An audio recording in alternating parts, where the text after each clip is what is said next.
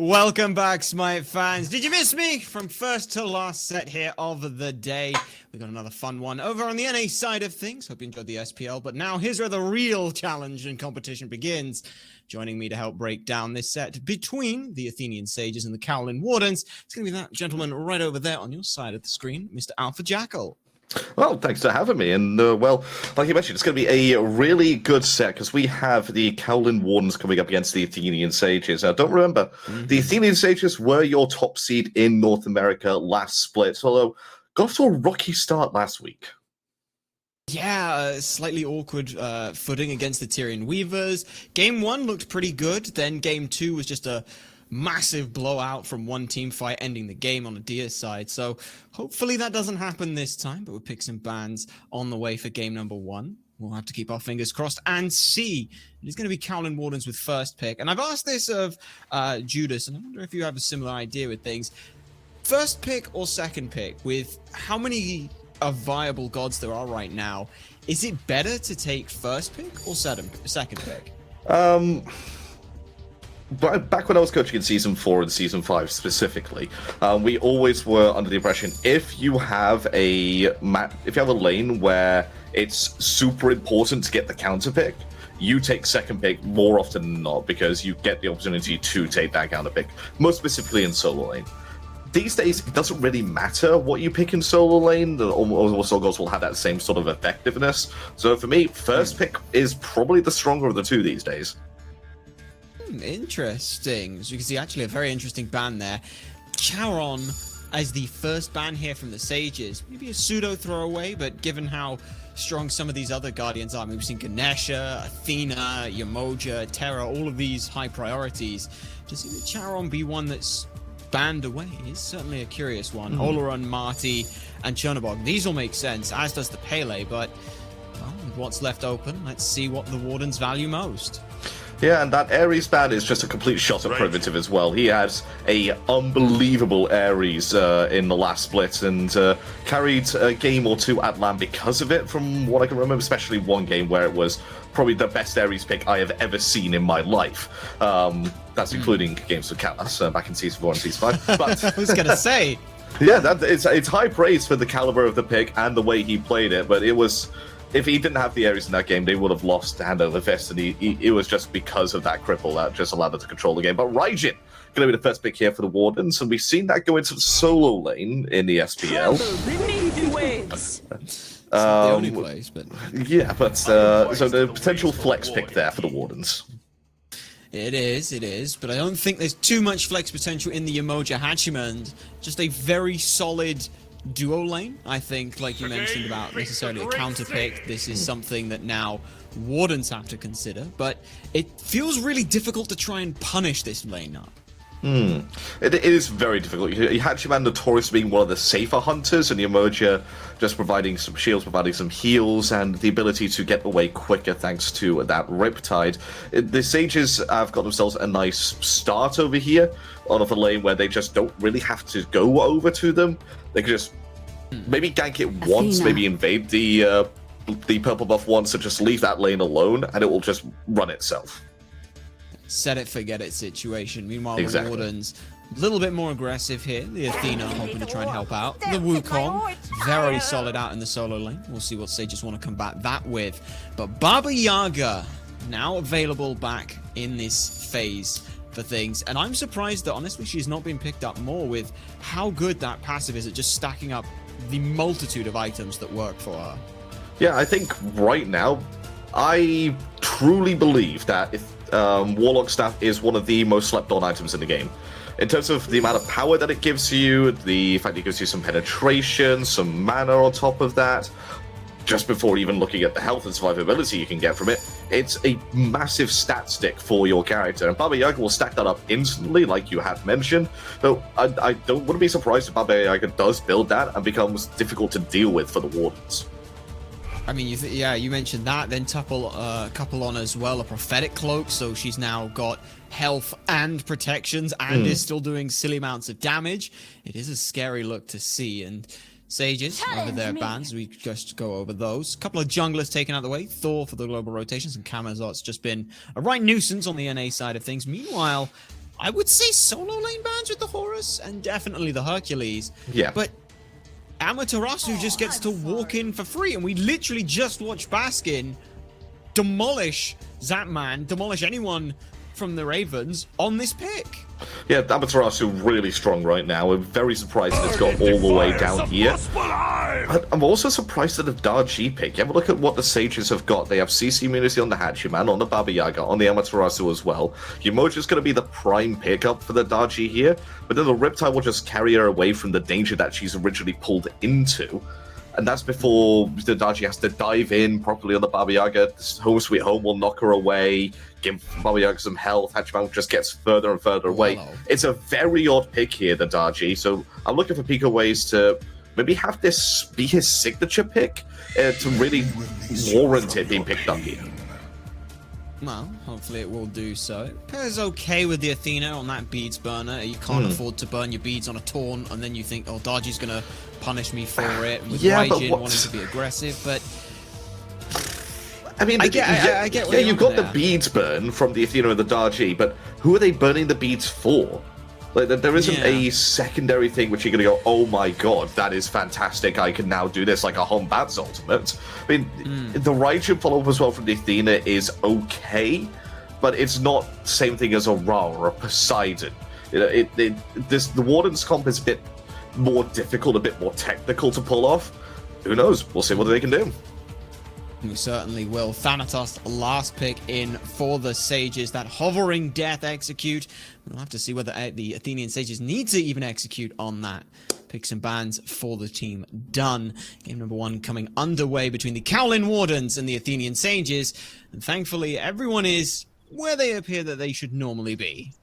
Yeah, and just looking at the recipes that everybody's building, we have 3 different recipes being built. The ones that you do know and tried and tested, obviously the Bountiful Bow and the Golden Gooseberries, but the Party Punch built by both junglers here, which does make sense, given that both of them will want to auto-attack cancel fairly often. So I don't mind the fact that they have built this item to enhance that first basic attack. It has been one that's been a little bit more popular since the buff. We've even seen it on some mages in the mid lane want to just try and get that little extra burst. So potentially some options for that. We do see both sides on the duo lane make their way in. Not too much of an issue. That said, Evermed is a little lower than I think would want to be. The wave clear, going the way of Kaolin's, has got to just be from that Heimdallr and those cleave basics. Yeah, very difficult to contend against the Heimdallr at level 1, unless your name is Izanami or Ram. They're sort of the only two that can really hold a candle to him in terms of clear in this early game stages. But we're going to see what happens with this first totem of the game. It looks like Brunorom, no real want to go for the wave early on. Wants to get that first totem. And so far, not too bad. A little bit of global glow in the pocket for the team. Will hopefully be nice for them. So they're about 200 gold up right now. A little bit going into the wave, but not too much to focus on. And now we're going to see these junglers. This is always my interesting one, is where do the junglers go for this first minute? Right now, it looks like Jangaru wants to go ahead and make their way over to that shield burst, which isn't too bad. The question is what is Pico we're going to do? Well, it's going to be a dash on through with a blink. Grab Nayhoo's Home Sweet Home and blast off, and then that is it. Oh wow, we're very low over here. The taunt is actually going to save him as he goes back in. Oh, whoa. They say, hi there. The taunt was so powerful it switched our spectator camera. It did. Don't mind that. You just get to see a little peek behind the curtain there, but as you saw, Beads Force, Tubahh, it's very low in that situation. Jangaru was hovering around, but no ultimate available just yet, so, and didn't bother with the blink. Left that just so it's duo lane. But that, to me, is the big one. You always think Thanatos. I'm thinking hyper-aggressive early game. I'm thinking death side for, like, 3/4 of your health, if not more. Where exactly would you want to see Jangaru look right now? I remember you said in picks that you wanted to see one gang to duo lane, but where do you go after that? Yeah, just the one gang. If that's if Privative and oGryph needed it to put some of their pressure and put them on the front foot, they've got that in regardless. So he doesn't even really need to go over to that left-hand side.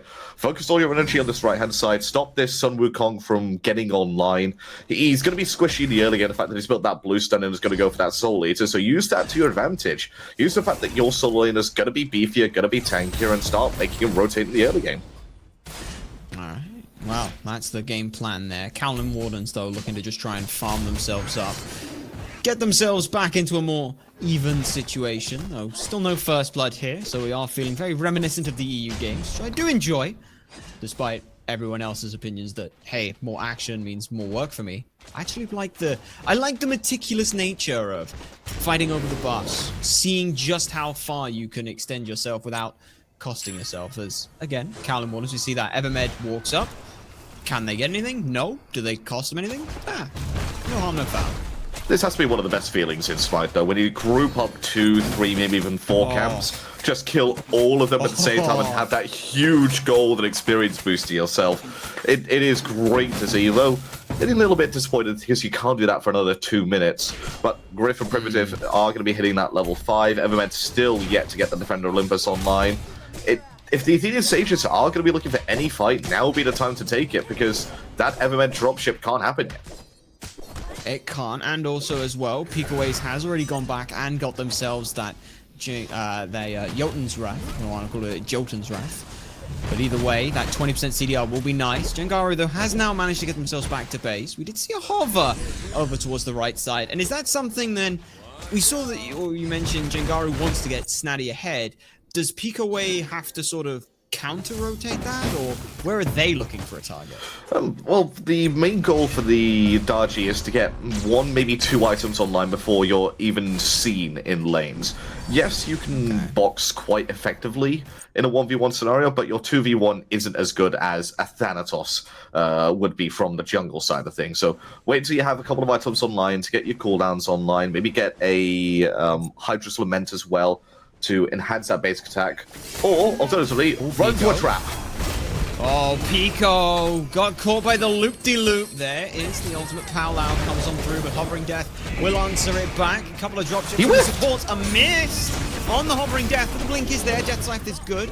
The silence doesn't answer too much. Picoways low, but still alive, most importantly. And all of this is just over some mid camps. Hey, that's what Smite is about. You cross that threshold, which is your jungle buffs. You go into anywhere that's contested territory, we're fighting you for it. And as a Thanatos, take that fight 9 times out of 10. You will, and you will probably succeed. The reason he didn't succeed that time, he whiffed the ultimate, which, you know, happens from time to time.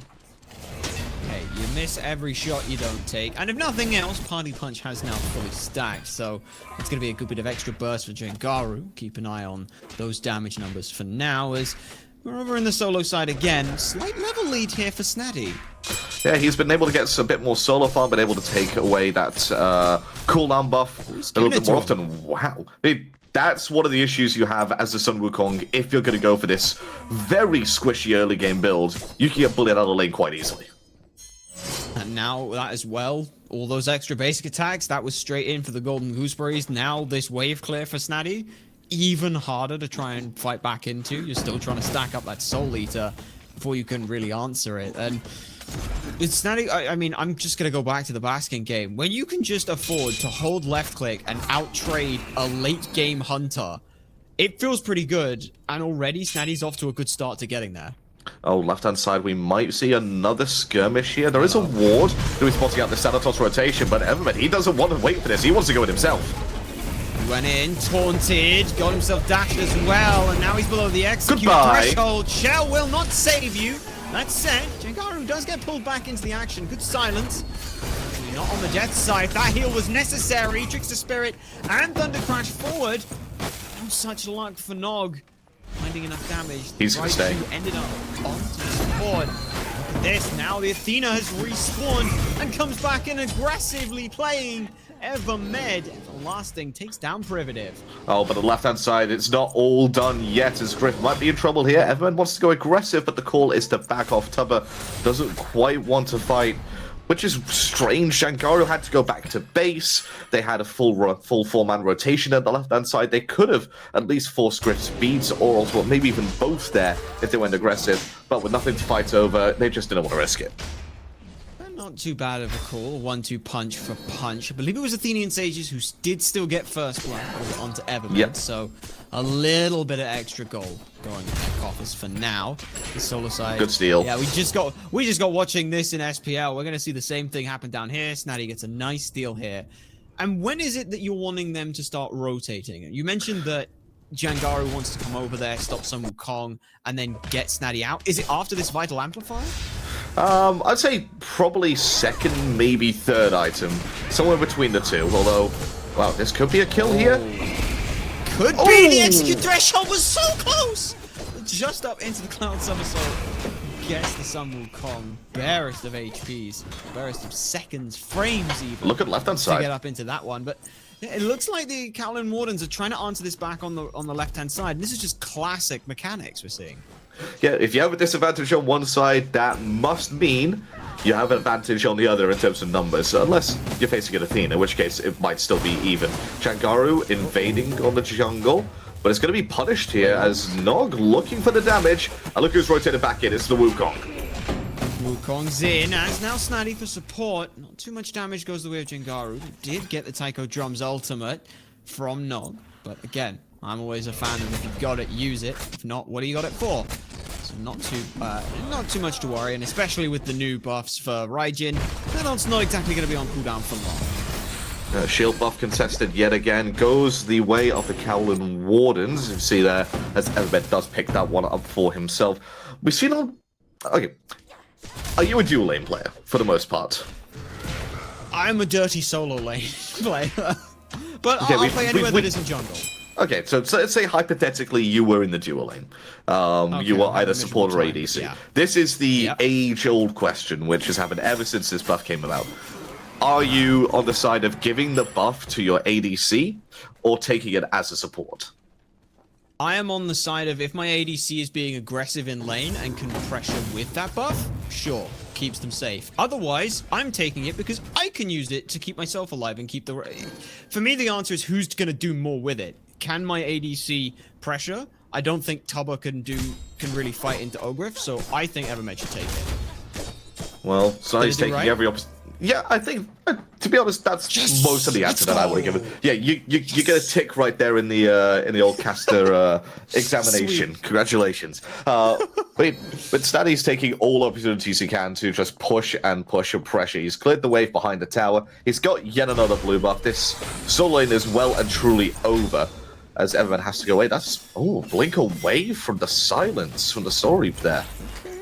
Alright then, okay. Well, Picoways will not be using that blink, but the Trickster Spirit can still get them in a little bit aggressively. It's actually blink from Jangaru as well, so blink for blink. Semi-global ultimate. Still going to be very useful here. We do see a bit more of a spattering here. Big fight now breaks on out. Shell forced out from the River's Rebuke. Picoways is already up in the sky. Pulls back in Jangaru. That's all that ends up coming from it. 2 ults thrown out. Not much else about it. Yeah, and Athenian Sages do secure that as well, and Evermed gets pulled back in, takes a little bit of damage, takes a tiny bit more. oGryph fires the long-range autos, and that, again, the skirmish just happens and dissipates. But Evermed already upgrading his shell to a tier 3, so that's 800 gold invested. But he's not going to be behind, because Privative has also invested 800 gold into the relics by going up for that fully upgraded med. Hello! No such thing as an even fight in Smite! Both these long-range ultimates forced out. A mounted archery just shy on the damage there. Tubahh will be thanking their lucky stars for the HP they find themselves at. I'm going to attribute that to the level lead that Tubahh has, despite that having no quantifiable reasoning to it. Now Picoways, maybe trying to answer this pack. Riptide in aggressively. oGryph got trolled there by their own support. And now Picoways will punish. Oh no, oGryph. Yeah, can Privative get a assist for that, please? Can we get that with the admins? Because that was 100% him getting himself and his ADC killed there. Kaolin Wardens gifted 2 kills there. Oh, that is an SCC cheeky moment. Oh, unfortunate. One of those things where in comms it's, oh bother, what have you done, you silly Billy. I'm sorry, is this Winnie the Pooh all of a sudden? Oh bother. Look, I'm paraphrasing because I can't say what they'd actually say unless I want this to be my last cast. Which I enjoy doing this. Hey, from what I've heard, every caster gets just one cast where they can drop one word. And this is your time. Not right now. I gotta save that. I gotta save it for the moment. Rather saving things for a moment. We see another attempt for an invade. Gonna segue it back in somehow, but with Evermed over this side, and now Picoways as well. This blue buff will be secured for the Sun Wukong. Now we see Vital Amplifier and as well the Berserker Shield working on some kind of Kusari for Snaddy. They're certainly getting tanky as well. We've seen, other than proxies, we haven't seen too much rotation out towards sort of mid lane or even past sort of the Fire Giant area for these junglers, for these solo laners. No, but they don't really need to. They don't want to overextend or underextend. They want to just play it at a safe point right now. But Snaddy, he's making his presence known after that second item. Somewhere between a second and third. Like I said, he's rotating and he's making things happen for the Athenian Sages. They were already about 2,000 gold up before he made that rotation. Now they're 2,500 gold. That's despite the fact that they're 3-1 down. You see that graph is just, the trend is down here right now, so invest in your Athenian Sage stock right now, because it's going up and up and up as they look more and more value for this win. They do, but the question I have is that is there like a limit on that? Do they fall off at any stage, or is this a comp that just scales better into the late game? Are you asking me when you want to like sell your stock for maximum profit? Should I go long on this or short? You know, you just got a diamond hands. You got to keep it for as long as possible. That is a ref. That is a callback. Mate, you can't even do that. AMC's not in this game. I have to, so I can only do it when there's an Amusu company. I can only bring that up back then. But no, the Athenian Sages comp is just going to grow and grow and grow because they have the Amaterasu in their composition. The Baba Yagas just get more and more powerful. As you pointed out, Prophetic Cloak is being built up, as well as that Book of Thoth already fully stacked. And Yemoja as a support, just great throughout the game. Hello, let's see if this team fight in the middle. Like Death Slap with this huge damage in onto Nog. Cancels out the ultimate, I believe. Is hovering death being used offensive or defensive? It's trying to peel for Nayhoo at this moment in time. Kaolin forces out some beat. That is all it will do now. Snaddy on that rotation. Looking to take down Not. The health bar is low, and they will do so. Griff has even made a rotation in before Tubahh can. It's all breaking out in the mid lane here for the Sages. Yeah, and now they're finally starting to put their entire map pressure and their wealth of experience onto the field. They've managed to take down the tier 1 tower, and Snaddy leads the charge over here to this Gold Fury on the left-hand side, and it's going to be taken down without reply, without answer from the Kaolin Wardens. It's the classic old age adage of Smite. You wait 15, 16, 17 minutes by farming up, and then you hit the gas pedal and go up to gear 3. And if we're in gear 3 at this point in time, looking at the gold leads, about 4,000. So we'll say a gear for 1,300 gold. It's not too bad for them. Like you said, that gold lead starting to kick up a little bit more. With this now being sort of the first major objective, for Kaolin Wardens, is that like the bandage ripped off? Like, okay, our big first team fight didn't go great for us. Do they have to now accept that team fights are going to happen more, or can they try and eke out more farming time? They have a little bit more time before they need to group up and start looking for team fights. It's not the end-all be-all, but I think the next fight they have to take on their own terms. Otherwise, the Athenian Sages can start to run away with things. They're still within that threshold where they can look to take fights and be successful with it. They've just got to be a little bit more careful about their choice of which. Interested here. Saw a little bit of this a couple of times, SPL-wise. Atalanta's both second for Tubahh here. Not the sort of high penetration items like the Executioner or that. What's the idea behind this Atalanta's? Just more attack speed, more movement speed, just allows you to be more aggressive in team fights. It's one of those items where if you are winning team fights, it allows you to win them harder and faster, so you can get onto objectives quicker. But Athenian Sages, they're going to be getting this second Stygian Beacon for nothing. It is absolutely free. It has got a £0 price tag on it. Well, maybe a couple pence as Evermed is going to go in. Maybe, but even then, it may more just be a case of Evermed trying to give them this at that point. A little bit of damage onto Evermed. Bit of a heat check, which is not too bad. Like you said, the second of these now taken away. I believe the first was also going the Athenian Sages' way, so up 2-0 on those. And those buffs don't feel like they do a lot, and then suddenly when you get a lead on them, like 2, it really starts to feel. You just feel like they're speed hacking, like they're moving faster, they're doing more damage. Even at this point, the Sun Wukong can't kind of come into a fight. Look at that damage! He got silenced as well out of his dash, but the fight is still going to go on. Look at Privative, he's down to half health, he's got to go away. Jangaru's not letting the Sun Wukong get out for free, though. Not at all. Beautiful. Forces the Somersault Cloud as well. Now going on in. Just for the beads. stun. Forces the beads. And Defender Olympus as well. That's a call for an objective. For 2. That does look like the objective here. It is. Athenian Sages' Griff looked like they wanted to pan towards the Fire Giant, but it looks like instead they will be reserved in the matter. Pick themselves up to the Runic Bomb. Evermed, though, doesn't want this fight to try and end. They're looking to try and keep this fight going for a bit longer. Privative on the barest of HPs gets a Riptide out. Finally, they get taken down off the Sun Wukong, teleporting back in. It's a good-looking fight right now for the Kaolin Wardens. Said they wanted to take this fight on their own terms. They are trying, but Look at Snaddy, though! just will not let them. What is this?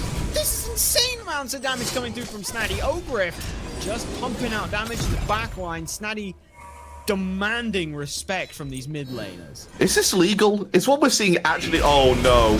And it goes from bad to worse. Yeah, he sacrificed himself for the kill, but it's all about the message. It's not about surviving. It's about sending a message. And that message is there is nowhere you can run. There is nowhere you can hide.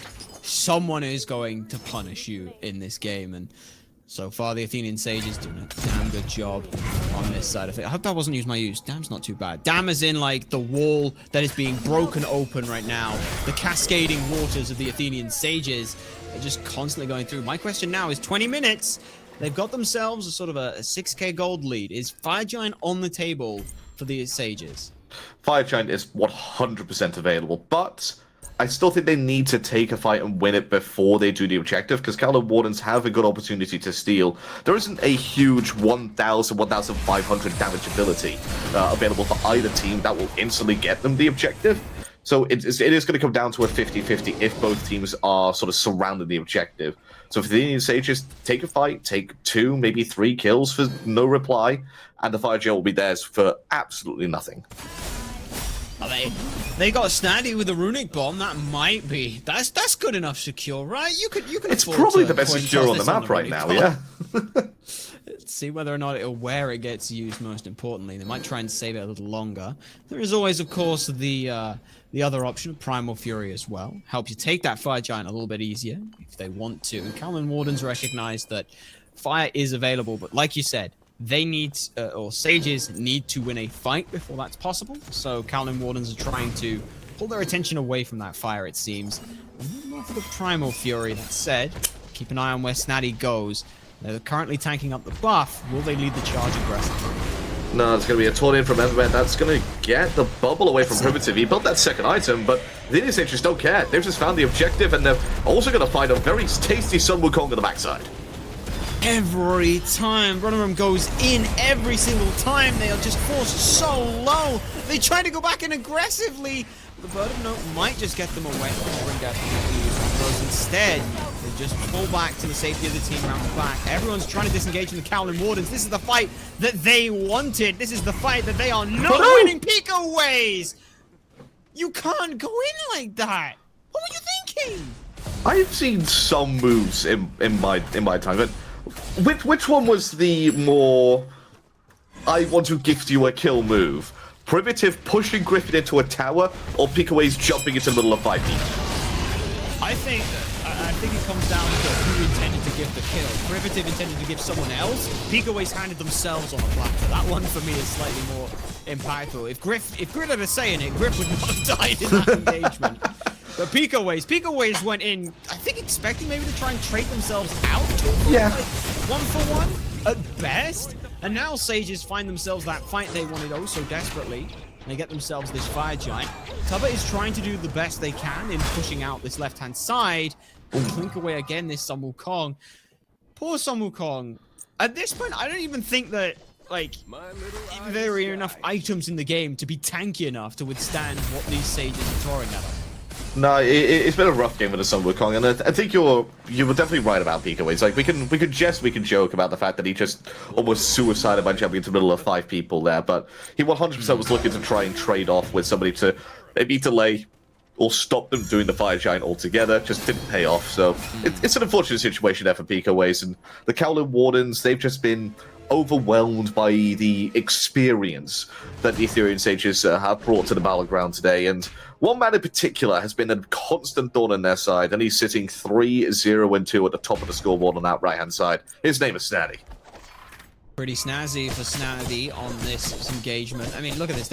Look at their build. Look at how much damage they're doing. This is supposed to be a tank, and they're doing a pretty damn good Carly impression right now with this attack speed coming through. And you just can't chew through it in time. No, it's almost impossible for them to get anything done.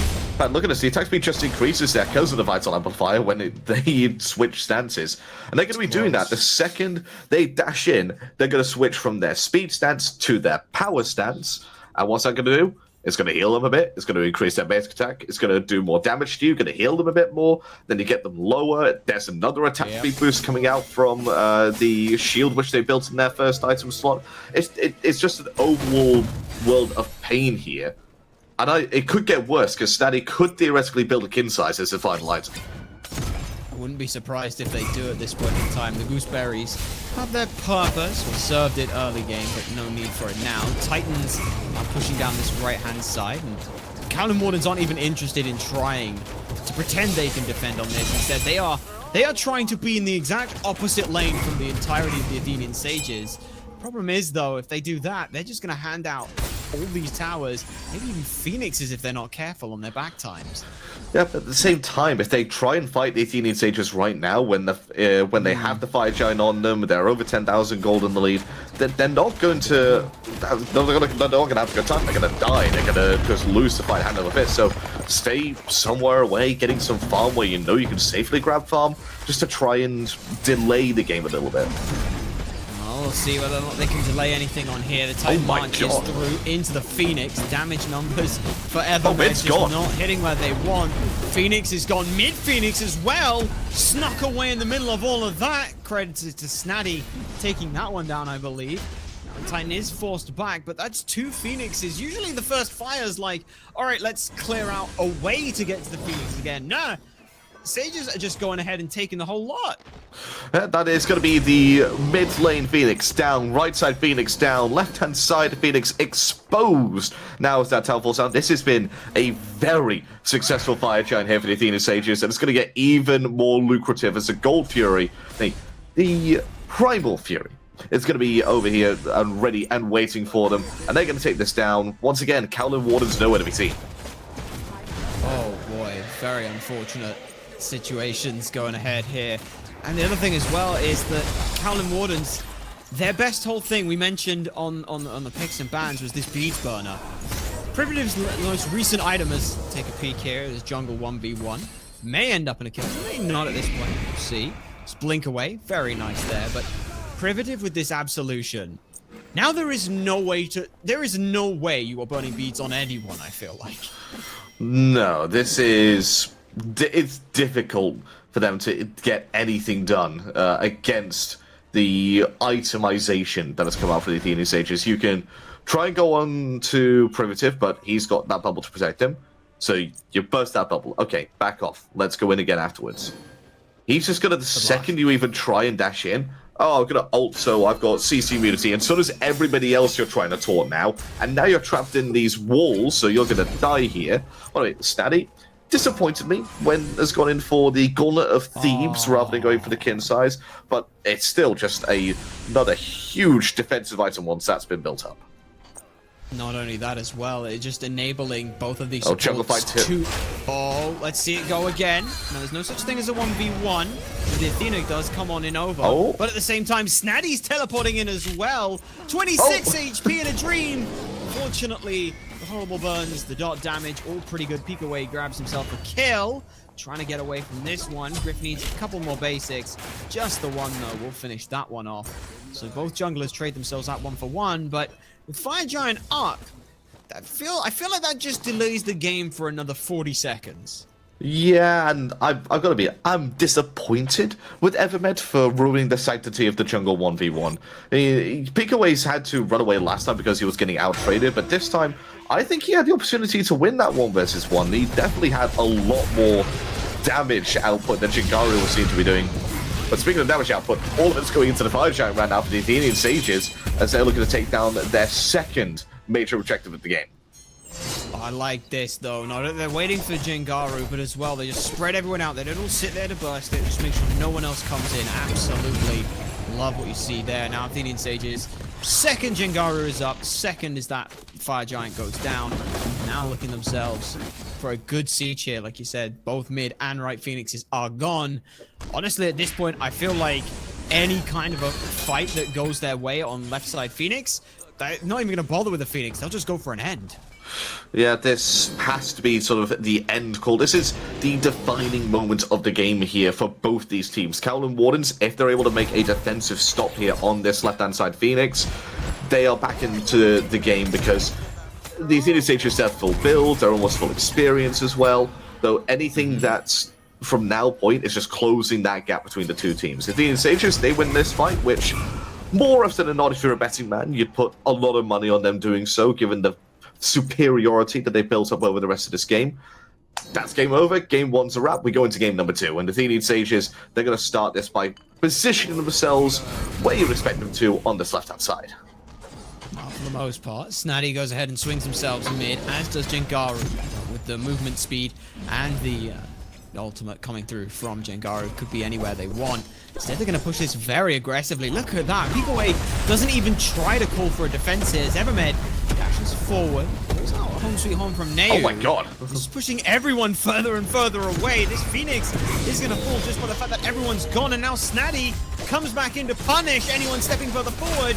Nog maybe in trouble. The blink. Oh, just not in time. Thankfully, a very nice Aegis saves the life of Nog, so they will get away. Picoways now needs to get back to the fountain, but can't do so in time. Jangaru grabs themselves a double kill, and now it's looking to turn their attention towards the Titan. Instead, just pushed out from it. Kaolin Warden still trying to hold. Buzz getting back to healthy here with the Athenian Sages. That Titan not looking so healthy at all.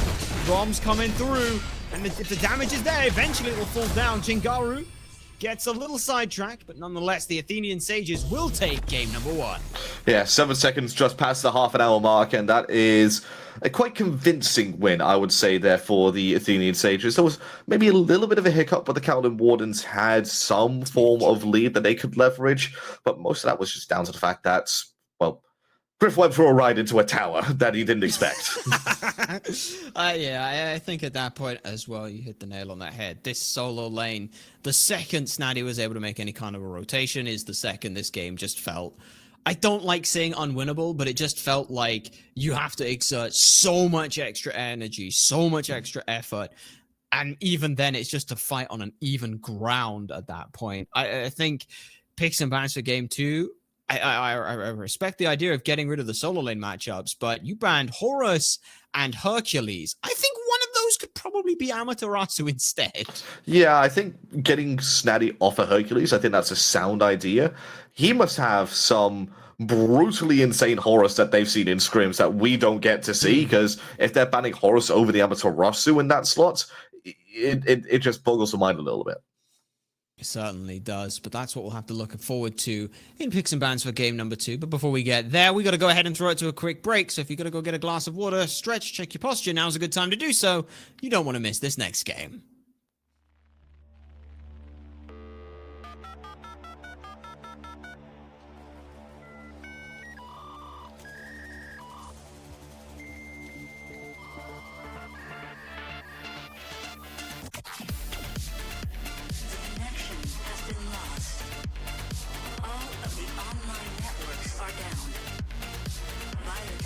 Has been successfully implemented.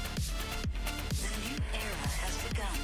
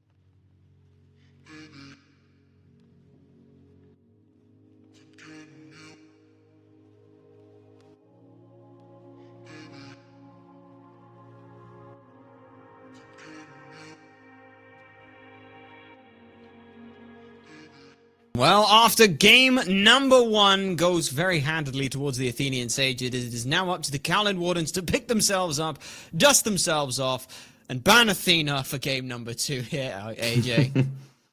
Well, maybe not let Athena go as dry as it did. I mean, the Athena had a little bit of impact there for the Kaolin Wardens, but they needed to have just a more and more than what they originally had. I mean, it's one of the top picks in the game right now, so needs to have more of a driving factor than it did in that game number 1 for them. You know, I'm so glad you came up with a point on that, because I meant to say Amaterasu. It's just the Athenian Sages. I was like, they just need to ban it because it's like a mascot thing. Yeah, but, yeah, no, I got you. Maybe they ban the Athena. Maybe they ban the Athena as well. Maybe they also ban the Amma. We'll have a quick peek at that when we go ahead and get on in. 2 picks and bans for game number 2 here. But outside of that, was there anything from the Kaolin Wardens draft that you saw that would be worth running back, or is it just a full reset, full new draft? I think the only 2 gods which I would repick would be the Raijin and the Heimdallr. I think those 2 worked out quite well. The Athena is always going to be a strong pick no matter what, so don't mind if that's gone up, but that's a... Nice to stop Picoways inting themselves. There is no analysis that I can do for this man. It's just straight up a confusing throwaway ban here for the Wardens. Hey, maybe it is that throwaway. Maybe they want to get themselves... I was going to say, maybe they want to get themselves something like Freya or that, but she wasn't picked or banned at all in that, which is rather scary to see. It was the sort of Olorun. Wardens are banning out Raijin as well. Are we sure? Production, have we got these 2 teams the right way round? Because that's what I'm thinking. Nope, yep, well, no, I am being told this is the right way round. Well, the bans do sort of start to make it... That makes a little bit less sense now, because they're just banning away a god. Both of them have banned away gods which worked out quite well for them. But, again, could be a little bit throwaway bans, could just be both teams wanting to mix up the drafts a fair bit. Yemoja is going to be the first pick, though, for the Wardens. Still leaves open the Athena. The Amaterasu is still up and available here for the Sages. I'm just going to run it back so far, honestly. Sages just pick up the Amaterasu and pick up the Athena, and I'll be very happy. Heimdallr. I could do so, though... You did mention that the Heimdallr was good for the Kaolin Wardens, so taking that one Pele away from Tubahh wouldn't be a bad option. And Pele has been let through. This god has been one of those that feels like there's sort of this pedestal she's been put on. She's been banned so much. Is it really worth banning her that much? Look at Pele. What can she do? What's she do? A lot of damage. It chases you down to the ends of the earth, and also fights the mid lane mages as if she's unkillable. So, yeah, it's probably good reason to ban her and not let her through, but the stage is going to pick her up for free. But it's a very scary single target draft here from the Wardens, the Yemoja, the Freya, and the Camazotz. But that does come with a caveat that I mentioned. It is single target focused here so far, so great for your early game pickoffs, good for teamfights where you are on the front foot, but really struggles to claw back even the smallest of deficits. Well, hello, Cerberus. It has been a while since we've seen you here. Well, we've seen Fine OK running this in the solo lane. Are we just defaulting Cerberus? This is a solo lane pick here? Most likely, I think so. In Cerberus, in the support role, does have a decent engage with that Stygian Torment, but with the paralyzing spit, it is very difficult to confirm that freehand without any form of CC to initially do so. You want your Cerberus to be that sort of secondary initiator, which is going to be perfect from the solo lane. Hopefully, we'll just have to see what the Sages want to go ahead and draft to follow that up. Notably, Athena is still on the table, as is the Amaterasu, but whether or not we'd see Cerberus anywhere else at that point would be difficult. Some Wukong taken off the table as is set. Kaolin Wardens again banning away Snaddy's Hercules. Whether or not I'm looking at this and saying it had to be Amaterasu, but they say no. Horus is just too dangerous at this point in time. Honestly, I'm saying give me Amaterasu. I don't care whether or not Privative takes it. I just think that this god is phenomenal at this point. I wholeheartedly agree. I think the only god that can hold a candle to her right now is Mulan. I honestly think Mulan is one of the strongest solo lane picks right now that nobody seems to be picking up. He provides a quite fair bit of CC, is also quite tanky compared to what most other solo lane gods. Bullies effectively in the early and mid stages of the game. All around fantastic pick, just maybe struggles a little bit towards that late game team fight where the Amaterasu becomes a lot more valuable than her. Martichoras can be hit up here for the Sages. That confirms that the Pele is going to go into the jungle rather than the mid lane. Martichoras and Heimdallr, both of which can go into the mid lane, both of which can go into the solo lane. And this Nike pick is really confusing me. The Nike pick, I feel like at the base level, the initial thought is barrier formation. That stops basic attacks. They've got double hunter. Nike must be good. But again, going into the Cerberus, it doesn't out-pressure it. There's still the opportunity to say could be Cerberus support. They pick something else. Yeah, exactly. It could still be Cerberus support. And with it that is. Hades pick up here, it does look like they've gone ahead and used that flex potential.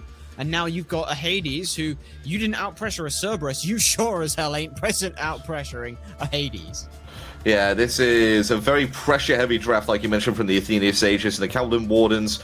They've got the single-target focus to back it up. By the way, Jing mid could be on the cards here for nnog. Tubahh, you will almost certainly take Freya into the ADC position. So Tubahh, Freya, has to be, surely. I mean, yeah, you mentioned that Pele absolutely runs down your mid lane mages like she's unkillable. Freya ain't gonna be able to stop that. What's she gonna do? Whoop and try and claw her way away? She ain't getting out in any kind of distance. We'll have to see where these picks are gonna be placed here. Game number 2 between the Kaolin Wardens and the Athenian Sages. Hopefully, my predictions go the way that I think they are, and we're on for a 2-1 set. But we'll have to see on that. Again, though, this double hunter comp surprises me that we sort of see this just appear. Hey, the double hunter comp is always going to be a thing in Smite. I mean, regardless of whether hunters are in the garbage bins of despair in terms of their viability or whether they are the most viable class in the game, double hunter comps will always have their place because of the fact that you just burn objectives so quickly, and it's always impossible for enemy teams to come in and contest the objectives if they're not around them already. And you're going to find that's going to be what happened here. Snaddy. Look at that clear. That is ridiculously good clear for the early game. Is absolutely insane. Just the explosion coming through on the heel is it is pretty disgusting seeing that. We'll have to see. And again, you can't out pressure it because that also heals your minions as well. So I mean, if it was the Sun Wukong, at least they could argue, yeah, they'll clear out some of the minions. But look at that. Ren just gets completely negated. Yeah, and what does he have to do? He has to just backtrack and go back to his base, back to his starting wave, and go back to his tower. Yeah, Snaddy. One minion! Like, Hades is ridiculous. He is very difficult to deal with in wave. And I still remember a time when Detonate Souls did double the damage it currently does to the enemy gods. No, don't remind me, please. Please don't remind me of those times. I don't want to remember them, but I'm talking about some things. We've got a Freya and a Yemoja versus the Cerberus and oGryph. Times that's the air. One would think that the cleave basics automatically make that a win for oGryph, but Freya hasn't exactly been a slouch when it comes to wave clear these days. No, and actually, yeah, we do see them picking up the. I can't remember what the name of that one little relic is that they've got. Gooseberries. No, the relic that they picked up. The what is it? The wing shard. The wing shard. That's the one. The shard. Yeah. What that second part was called. Yeah, the wing shard. Just allows them to clear wave instantly. We saw that in the previous NA set yesterday, where when there was a Freya, just picked up the wing shard and cleared the camp very quickly. Just allows them to do so again. You're going to see them pop this pretty much off cooldown when it comes to team fights. Jangaru is still making his presence, so they're going to go for an engage here. Ooh, maybe just the speed buff here, which does get picked up by Jangaru, who off the mark, unfortunately. So you do see a little bit of aggression thrown out here. First speed buff going the way of the jungler. Is that something that really matters, or is it just a case of I may as well pick it up? I think it maybe just allows Jangaru to play that a little bit more aggressively, as you were mentioning in the previous game, when I posed the question whether you give it to your hunter or your support, and you said depends on whether the hunter can play the aggressive part. Again, though, it's the first buff. It doesn't matter too much on who gets it. It's just whoever can pick it up, picks it up. At this point in time, it just happens to be Jangaru at this point. It's the Hades who goes ahead and grabs themselves the free cooldown buff, uncontested, and soloed out for that. We're going to see some respawns here. Now, one of the things that I always look at is the kind of Hades solo build right now. It's just all lifesteal. Like, can we be honest here? It's just all lifesteal. Yeah, it's going to be a book to begin with.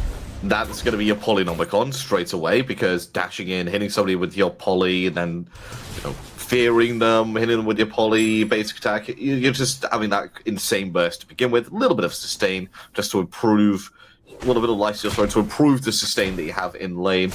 And it's probably going to be, your Talon Trinket?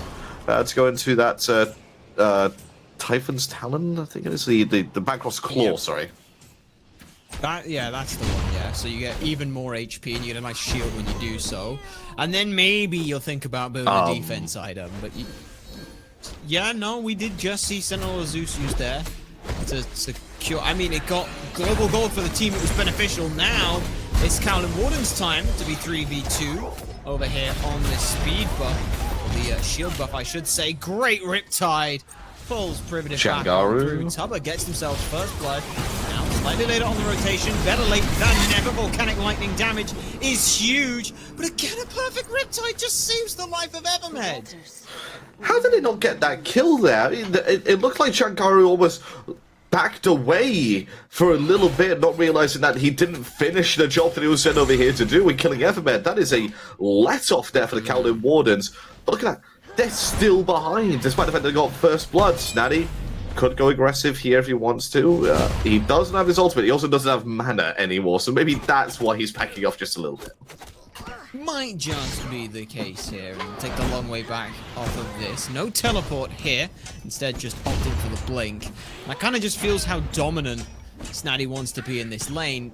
If you can sit in solo lane and say, I do not need teleport, you either think that you are going to play super safe, or you are just going to win the lane. Oh, but they're just going to go aggressive here onto nnog. Look at that, just damage, just from a little bit of poke from outside the tower. Goodness. It's quite strong. They're not letting him back for free. You can't back in front of the tower as a mid laner. You will never be able to do so in a million years in a competitive setting. Not at all. Rightly so punished, but it's rapid reincarnation, I believe, for the Jing way, so she'll be able to fly on through pretty much most of the way to the lane, so still doesn't get too punished for it, but even so, like you said, first blood the way of Kaolin Wardens, but still behind on a deficit here from the Athenian Sages. So We're looking down the first items here. A lot of stacking items to start things off. So Athenian Sages more than comfortable to just let this game ride out for a bit.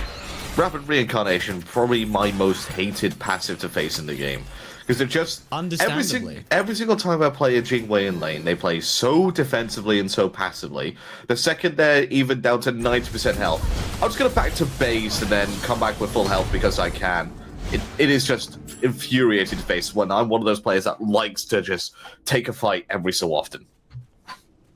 And then, or you get the other side of things where they are constantly trying to play so aggressive, and then you're like, all right, sweet, we traded out evenly. Wait, where you? Oh, you're back into base, and you haven't been punished for any kind of trade situation. So, from the mid lane as well, going to be able to make some quicker rotations. We'll have to see where the Kaolin Wardens want to turn that attention to. Because right now, it's mainly just been the junglers coming over towards the shield buff, it seems. Left-hand side, like he's mentioned, Picoways over here, main P to see if there's any sort of ganks that they can look to fulfill. But instead, just going to back away as the Freya and the Yemoja do back off into their tower. But it's going to get caught out here on the mid camps. Ooh, not again.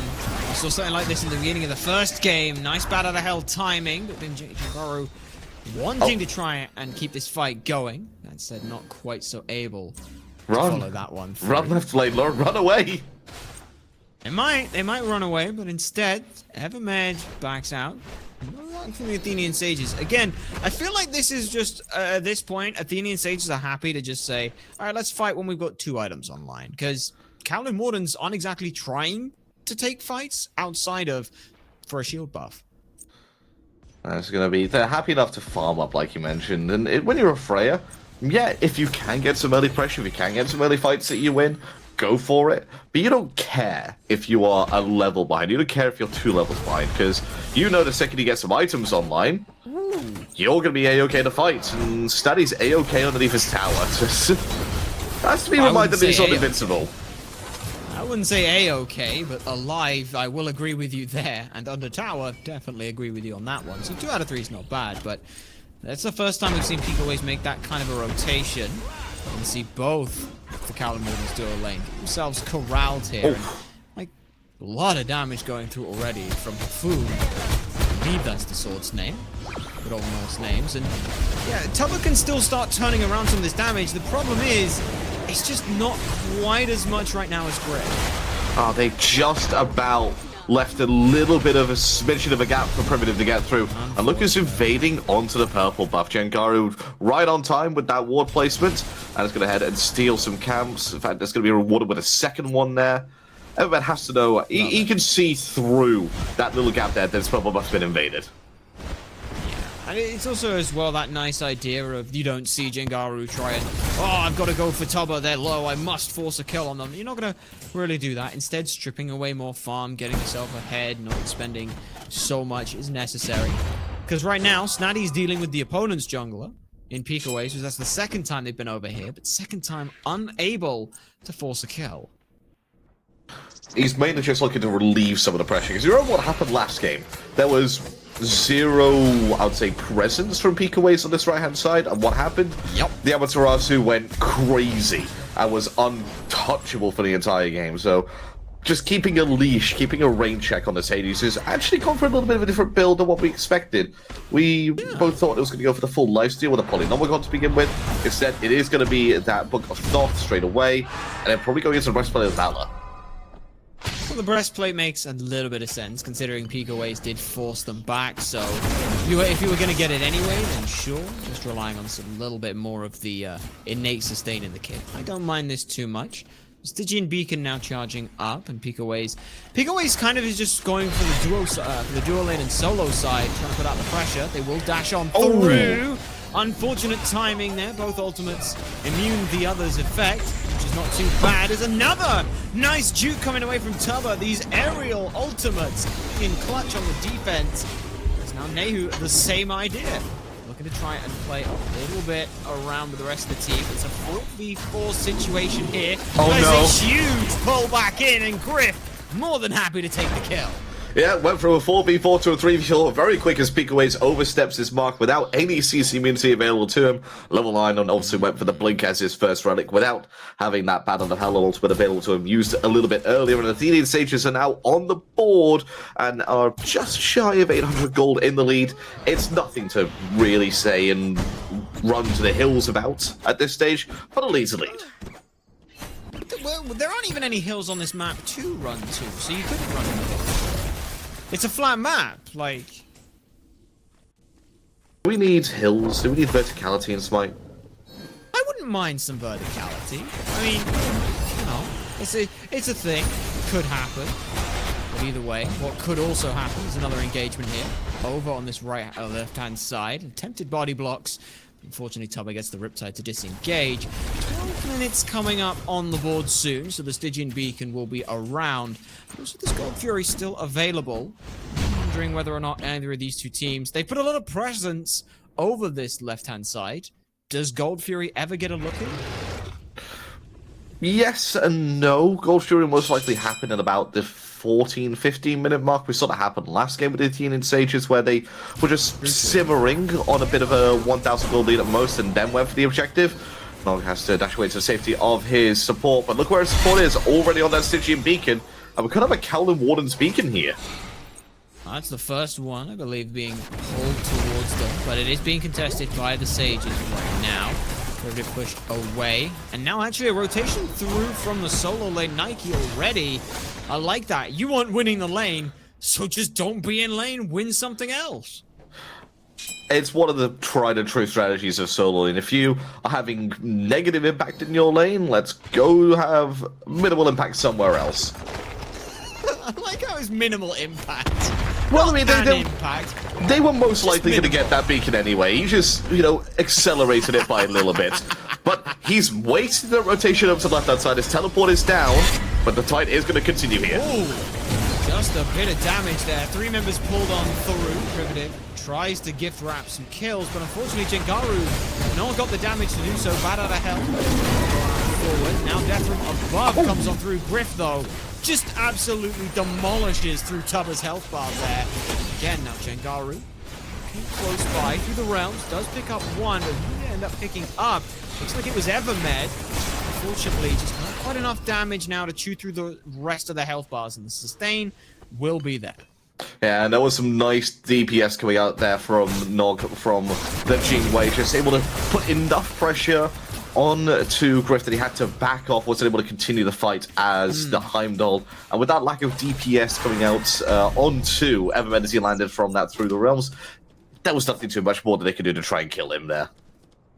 Yeah, again, one of those unfortunate things. Kind of the DPS slowed a little bit, and then everyone's position was really nice there from Kaolin Wardens. They lose one, but don't end up trying to tunnel in for kills to return it. That's sunken cost fallacy. So instead, just back themselves up. Evermed gets away as well, so not too much to worry about. But again, first big fight, and Privative getting incredibly low in that engagement as well. Surprised they were able to get away, but it does look good for the Kaolin Wardens. They can at least take these fights, and they are fairly even, only 2,000 gold down. Love the idea of just going in, poking out Evermed a little bit, then going out yet again. But now they're going to continue for the full engagement here. Snaddy's made his rotation. Big Pillar of Agony to start things off, but unfortunately both Picoways and Nog still holding themselves with some good escape remaining. Picoways now putting some return damage out. Has to be careful how forward they're going right now. Death from above is doing some very scary things. Such luck's through from the Stygian Torment, but Nog going aggressively as well. Kaolin Wardens are definitely not feeling afraid this game. They are trying to do what you said last game. They want to try and take these fights on their terms. Yeah, but at the same time, this should have been started about 5 minutes earlier from them. As we point down the picks and bans, it's a very good pick-based composition that they've got here. Single target damage aplenty. And it's just not paid off so far. They haven't found too many single target kills. They've just got the objective there, thanks to the fact that they managed to force the Athenian Sages back, but that's just put a dent into the lead the Athenian Sages have built up so far. And a dent is a starting point, may become a foothold for something more, but right now it plateaus itself at about 1,500 gold here. Though, as you mentioned before, Freya more than happy for this game to just go late and let them farm up as much as they can. 2 out of potentially 4 rings board as well. Is it just a case of Tubahh is saying, I'm not fighting till I'm full build level 20, or when would they feel comfortable rotating? See, when I'm playing Freya, I usually feel comfortable fighting when I'm ahead of the opponent, or when I've completed the Infinity Gauntlet of Rings. All right, well, Infinity Gauntlet of Rings it is. Nog, oh my goodness. Well, this front line looking to assert some dominance here. Neither of them can build dominance, though, so unfortunately they don't end up with the kill. Nog gets to go back to base, and hey, rapid reincarnation! All that effort means naught. Well, it's still for something. They managed to force off one of the many safety switches that Jing can activate, as the ultimate is gone. The airstrike is down. Big damage, though. Unfortunately, Privative could not soul tear out of that one, so just gets caught in the box. Give the dog a bath there. As such, Privative will fall. Kaolin Wardens even up the scoreline. And it's now an ambush. Big rotation through from this Nike there. Sentinel of Zeus, and just pushing back the members with the barrier formation. Great play. Makes a semi-rotation there. A nicely timed rotation coming through from Tubahh. And now they can even look towards the Fury. Well, I think the Brunorom rotation was even more impactful there. Just launches himself into the middle of 2 ADCs and is then able to, well, thanks to this Sentinel of Zeus, slow one into submission. And, well, down goes Nayhoo and down goes the objective. The Kaolin Wardens, are now back in front of the game. Kaolin Wardens. Kaolin Wardens, it's like the Athenians. So, you know, I see what you're going for right there. A little slip of the tongue, as it were. But as it stands, though, not too much to worry about. Second beacon going somewhat uncontested by the Sages here. And it's good to see the Kaolin Wardens here looking to try and play this aggressively. Like, Tubahh makes that semi-rotation through, gets themselves a kill. They now find themselves at parity with oGryph here, but at what point do Athenian Sages have to start going, hey, Tubahh is a problem? From about minute 1 of the game, because that's when Freya can really start being a handful. Alright. So they should have been doing so for about the past 17 minutes. But in all seriousness, now that he's going to have his 3rd ring online, which he has completed, going to start building up into a Bancroft's Talon, I'd imagine so, to get that Talon Claw for that extra bit of movement, extra bit of attack speed, for every bit of power that he has. Or could go in to the health-giving Talon Trinket. We'll see what he looks to build into, because there's many different options that you can do here for Tubahh. Certainly here, but now going towards that mid lane again. This Jing has been so good into everything Jangaru does. Every single time there is any kind of a knock-up, they are immediately disengaging. And Jangaru just doesn't want to commit the ult for that, and so as a result, kind of feels like this Jing feels like the perfect answer to this Pele in the mid lane. I'm gonna have to say, I have to agree, the Pele can't do much about this Jing. The second knocks him up with, well, can I get back? But looks like this Privative gonna get engaged yet again. Again, Privative just ends up falling, getting themselves caught by these walls, these Rivers Rebuke. There is no answer for. No upgraded shells coming through, as now Tubahh finds themselves very far forward and a little bit alone. We'll have to use the Valkyrie's discretion. 3 ults down from the Kaolin Wardens, but Picoways and Evermed, they've got their sights set. It is just abused Privative right now. I mean, yeah, if you're able to just trap the support and get a free kill onto the support, might as well.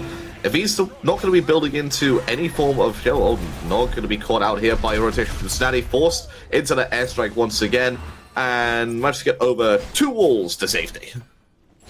I would say to safety for now. There's still a blink on Jangaru if they wish to expend so, but do not end up doing so.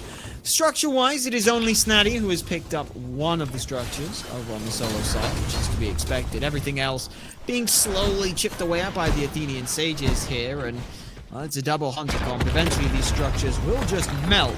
Griff happily takes down another one, so there is a small bit of a difference between the two teams in terms of map presence, or pressure, but as it stands, Kaolin Wardens, they are, you know, for all intents and purposes, I would say they are ahead.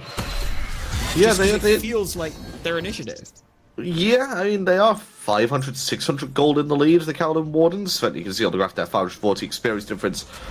Dead even. It is a dead even game right now. But as you did mention, the Kaolin Wardens feel like they have the momentum in their favor because the past 2 or 3 fights that they've engaged with that have been taken, they've come out on top with. Mostly down to the fact that Privative has been caught out 3 times so far this game. Hopefully, Privative will be able to get a little bit tankier right now. The answer does not appear to be so. It's just walking into lane. They end up losing 2/3 of their health bar. Mid-tier 1 tower answered back for. So Kaolin Wardens get themselves a little bit more presence here. 21 minutes in, and Griff looks like they might be coming around towards this next Fury. Again, Nayhoo, now the target of River's Review, trying to get away. Forced into the ultimate there, just great CC. It's that poking and poking and poking until you feel so unnerved, you have to respond.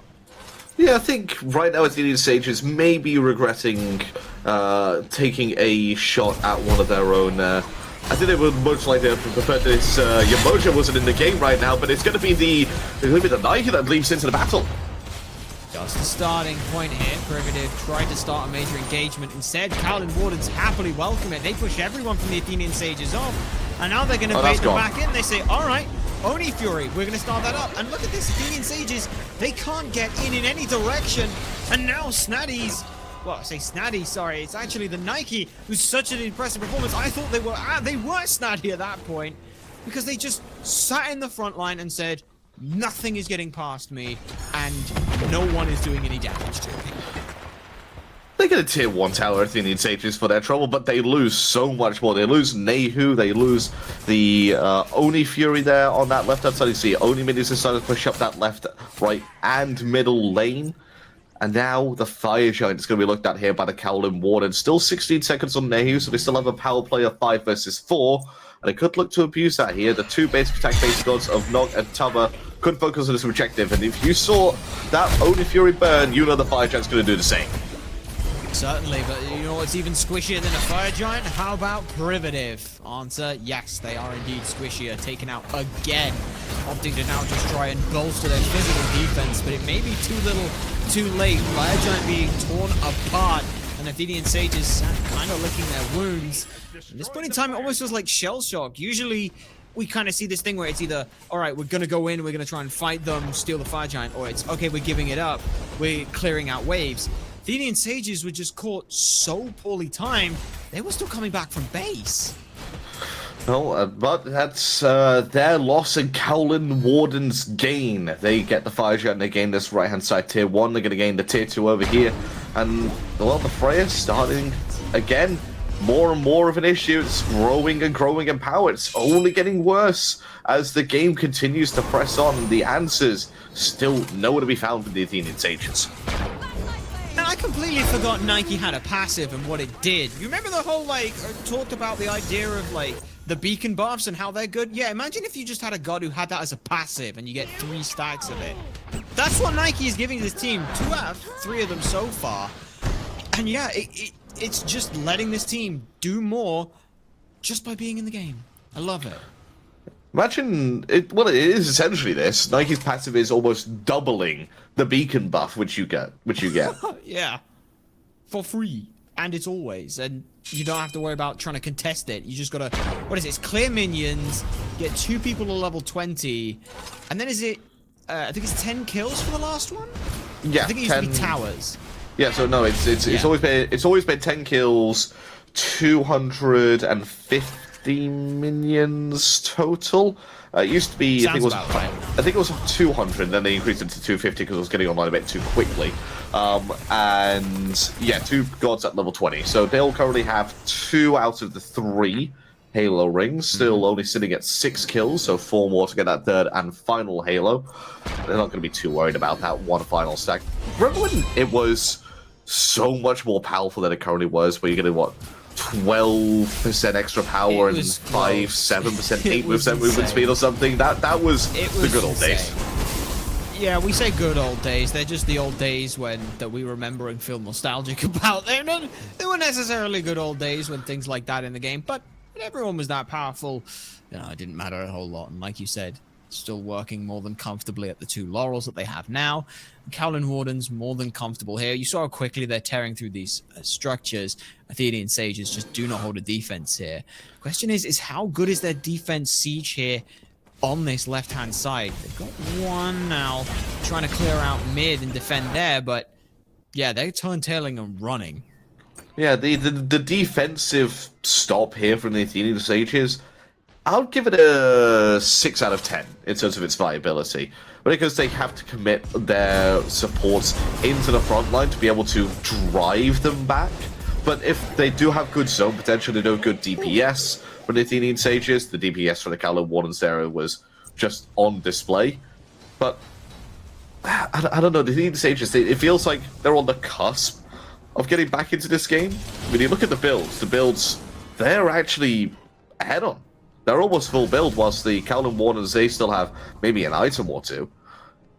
We'll have to see whether or not that ends up mattering a whole lot here. Kaolin Warden still waiting on a couple of items. Do you want to mention their Nog not going for any high sustain coming through? I believe it's Death's Temper they've got. So that just so much additional damage coming through on these basic attacks. You saw just on the objective of the Oni Fury, I believe, or the Primal Fury actually, just how much damage is coming through. That extra attack speed, that extra basic attack damage, it is percent based.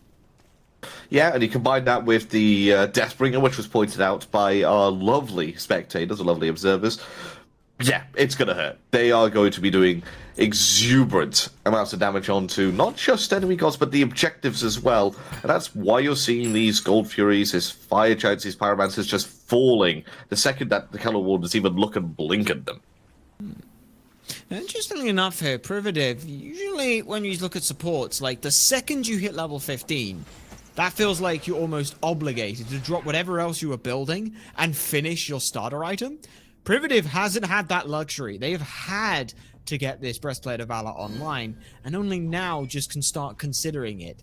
And even then, they've still got another item that they could be looking to buy.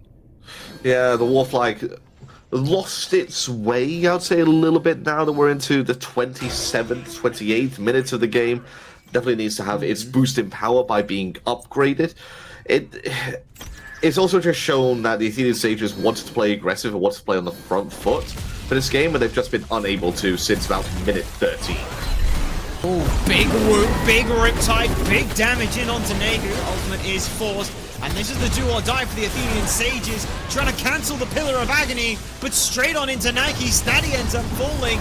The rest of the Kaolin Wardens charge on forward, rout the defenses, and honestly may just be able to just steamroll through the entire rest of this game. 4 members They don't need fire. oGryph, the only member left. Who cares about fire? Runic bombs, 2 of those down. 40 seconds on everyone else. Kaolin Wardens answer back big here in game 2. Yeah, and I don't think the Athenian Sages can ban just one thing, as Tubahh gets a kill on oGryph in the fountain, by the way. It wasn't just one god, but the Kaolin Wardens that bumped them to this game victory. It was a cohesive team effort, so they can't go into the picks and bans banning just one god to get rid of this. They have to ban out the entire strategy, which is a difficult thing to do in picks and bans.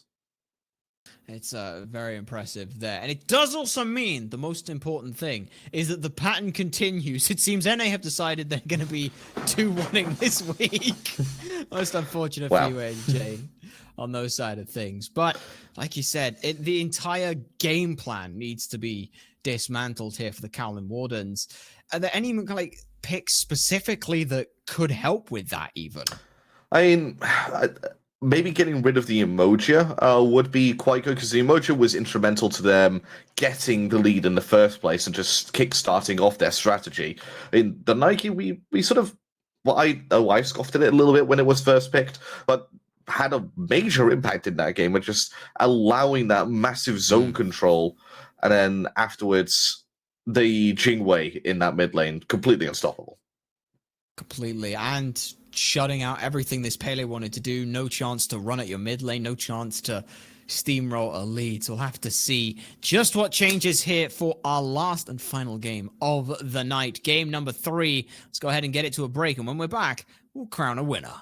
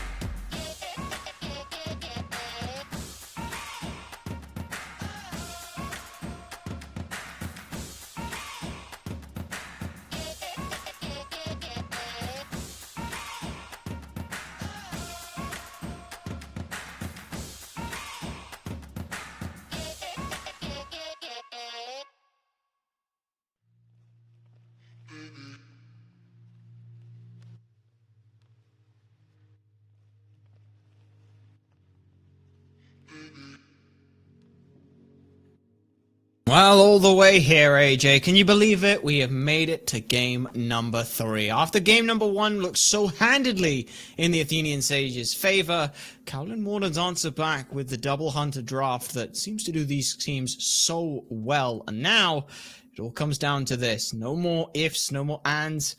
It is just a best of 1. Yeah, we have to take heedings from what's happened in those games 1 and 2, though, as famous caster in Smite used to always say, you have to make sure you still remember what happened in those previous games. So even though it comes down to this one final game, it's still that best of 3 set that we have to worry about. But both these teams, they've shown what they can do. They've shown that they are here to not be pushovers in this SCC, and showing that North America is very competitive when it comes to this league. Agreed. I was worried after week 1 where it was all 2-0s that this was going to be a very clear-cut season. But no, they are taking their time to answer things back. So let's go ahead and see just who is coming on through for this final match here. One of these teams is walking away the winner. Will it be the Sages or Wardens? Now, notably, Sages have gone ahead and opted for that first pick, Sage. And immediately they are answering this. Tubahh, you do not get Freya. Yeah, it was one of the bands which I said they could look to try and do to throw the strategy out the window, and they agree. The other ban, I think, if they're going to be target banning, has to be the Yemoja going away from Evermed. They cannot let him have that one again. Yeah, both of these two teams have shown just how dominant they can be with this Yemoja pick potential, so getting it off the table is completely fine. And it's not as if it's like a targeted ban, it's still a really damn good god. Instead, they'll go ahead and ban away the Camazotz, another one of those gods that we did see banned, I believe, in game number 1, so not too surprising to see that, though more just surprised that it ends up being a first ban phase. Yeah, I mean, the Camazotz Picoways did have a good performance on it in the last game.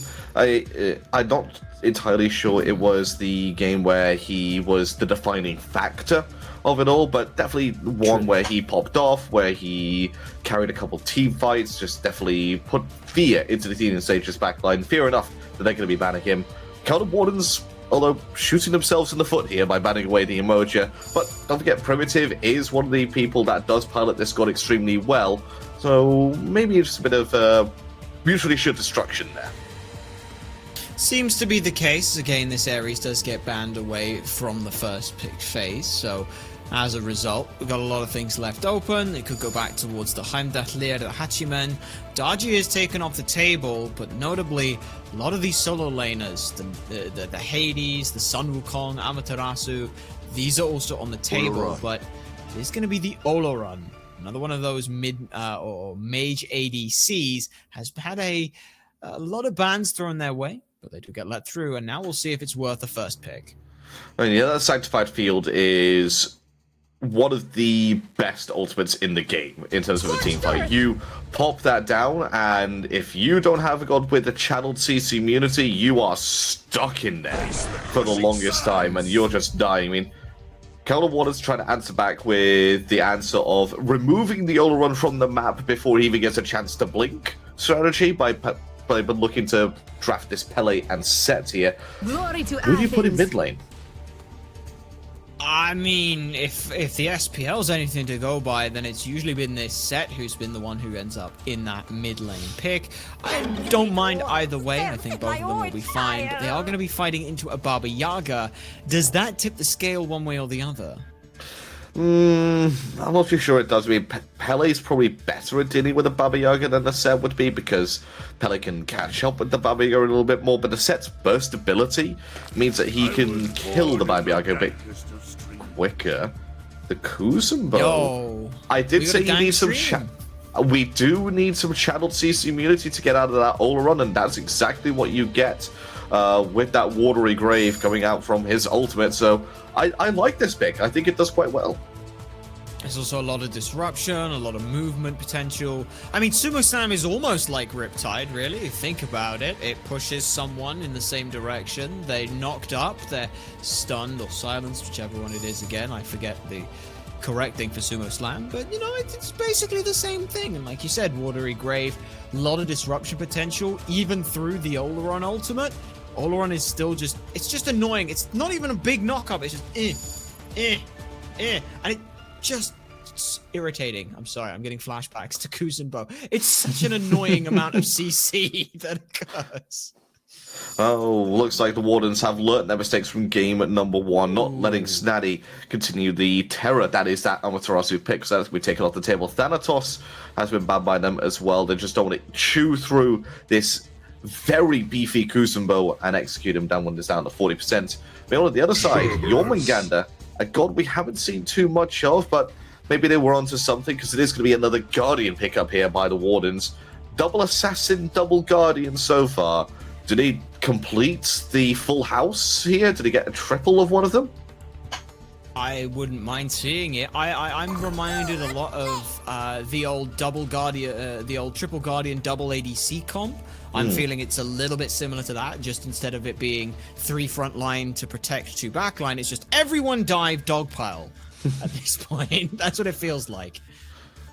Yeah, we could do that. We could have set ADC, Pele mid, then the Kuzenbo Cerberus, maybe a Ymir jungle just to round it all off. It would be a very weird and unorthodox draft, but the Athenian Sages have got one on their own, cooked up Snaddy back on one of his more recognizable picks. It's not quite signature just yet, but the Hercules back in safe hands for him, and Jangaru on this Naja. Again, single target focus there from the jungle and from the solo lane. But then you have a look at the Athena and the Olorun. It is spreading out that damage, it's spreading out that CC. Just allows for some good control in the team fights. And now, going back towards the Jing Wei.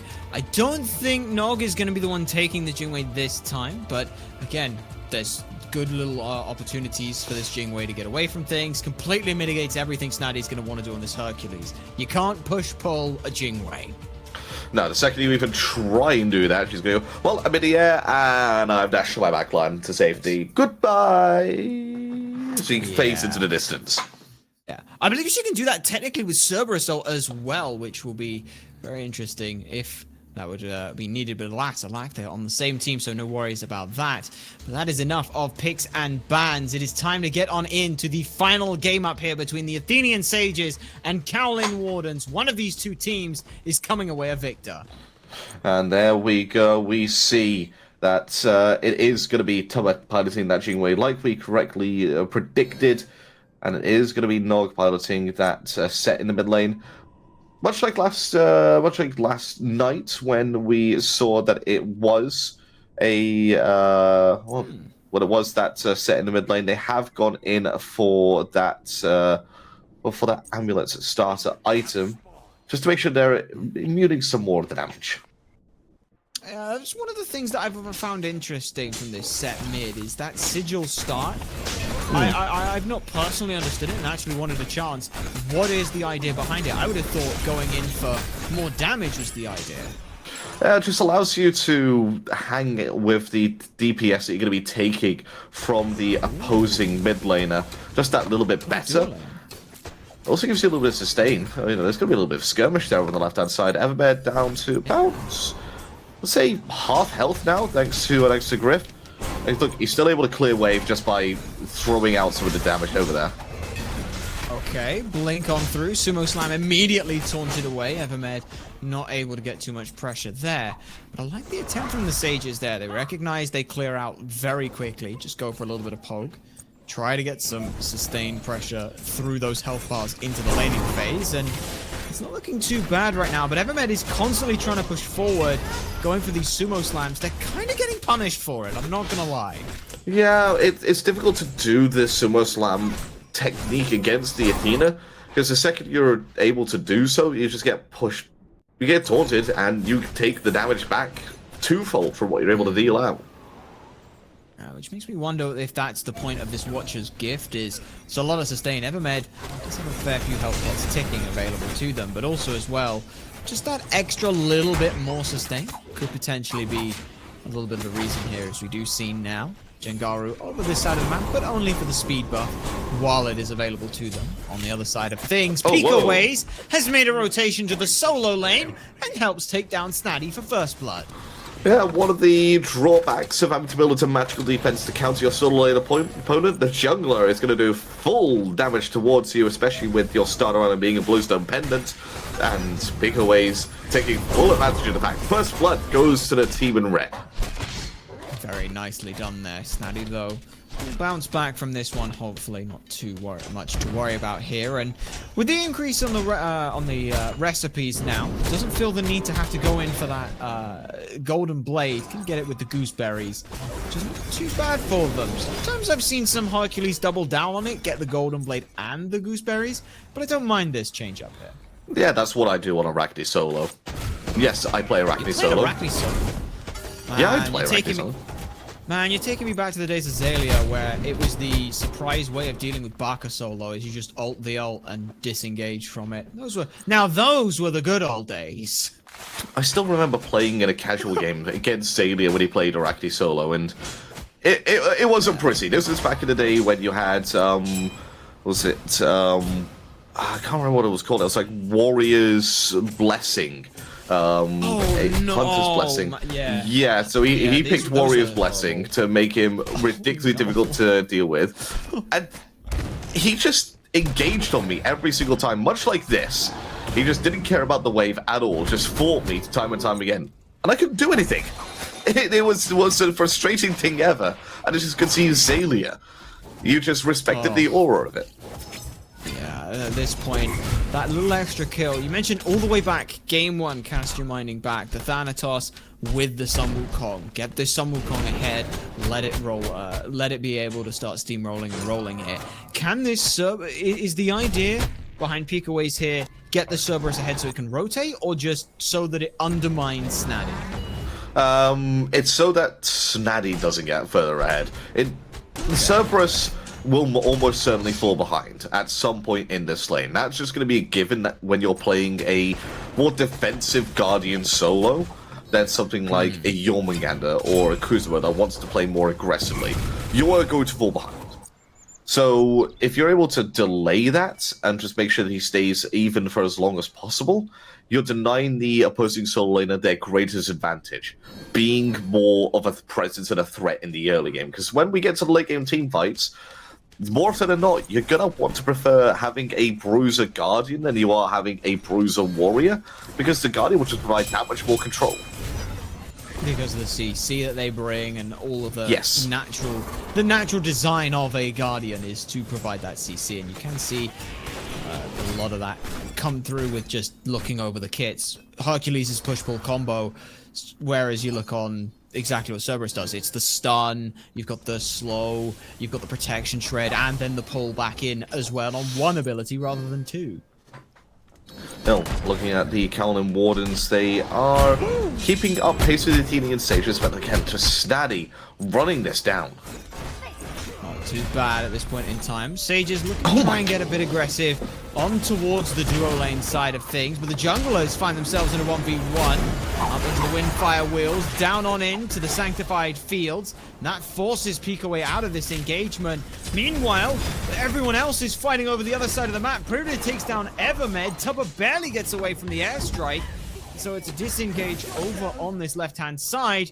But Nog just said, yeah, I'm not going to get involved with that. I'm going to go be a jungler.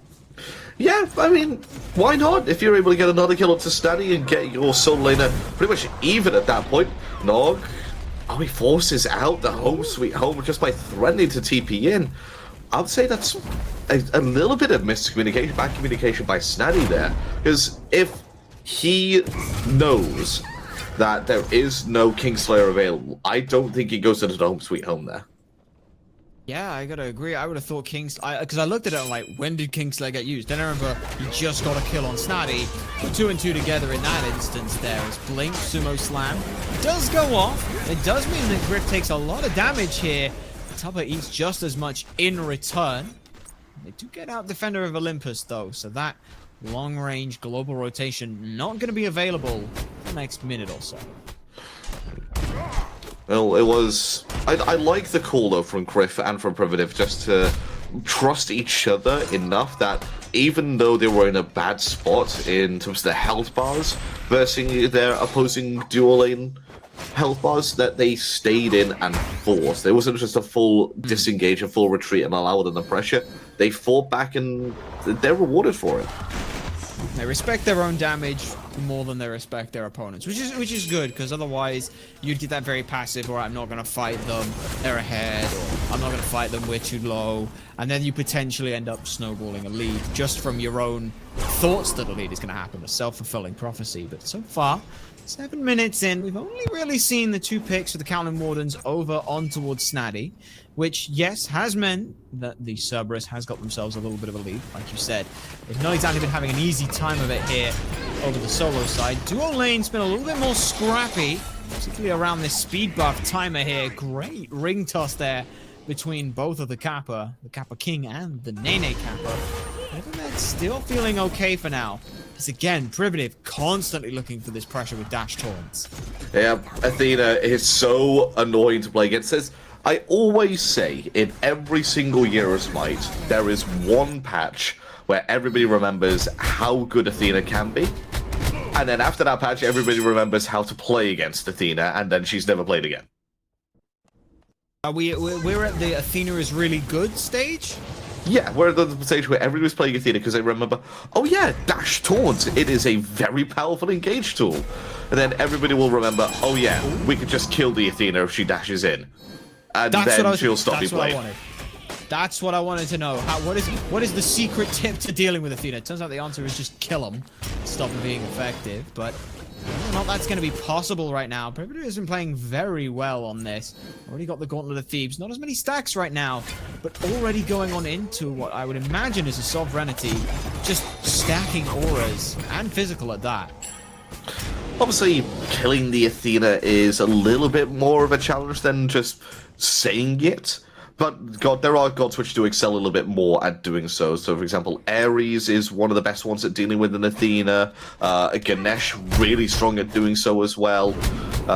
Those would definitely be my top 2 for a pick. Kumbhakana, if you wanted to get very spicy. That is very spicy. I like a little spice. Wow, that's impressive. We're still British, and you're admitting to liking spice. I thought the spiciest thing we were allowed to eat was mayonnaise. The spiciest thing we're allowed to eat is a cheeky Nando's. Ah, true. Hey, got production cheering for the cheeky Nando's as well on this one.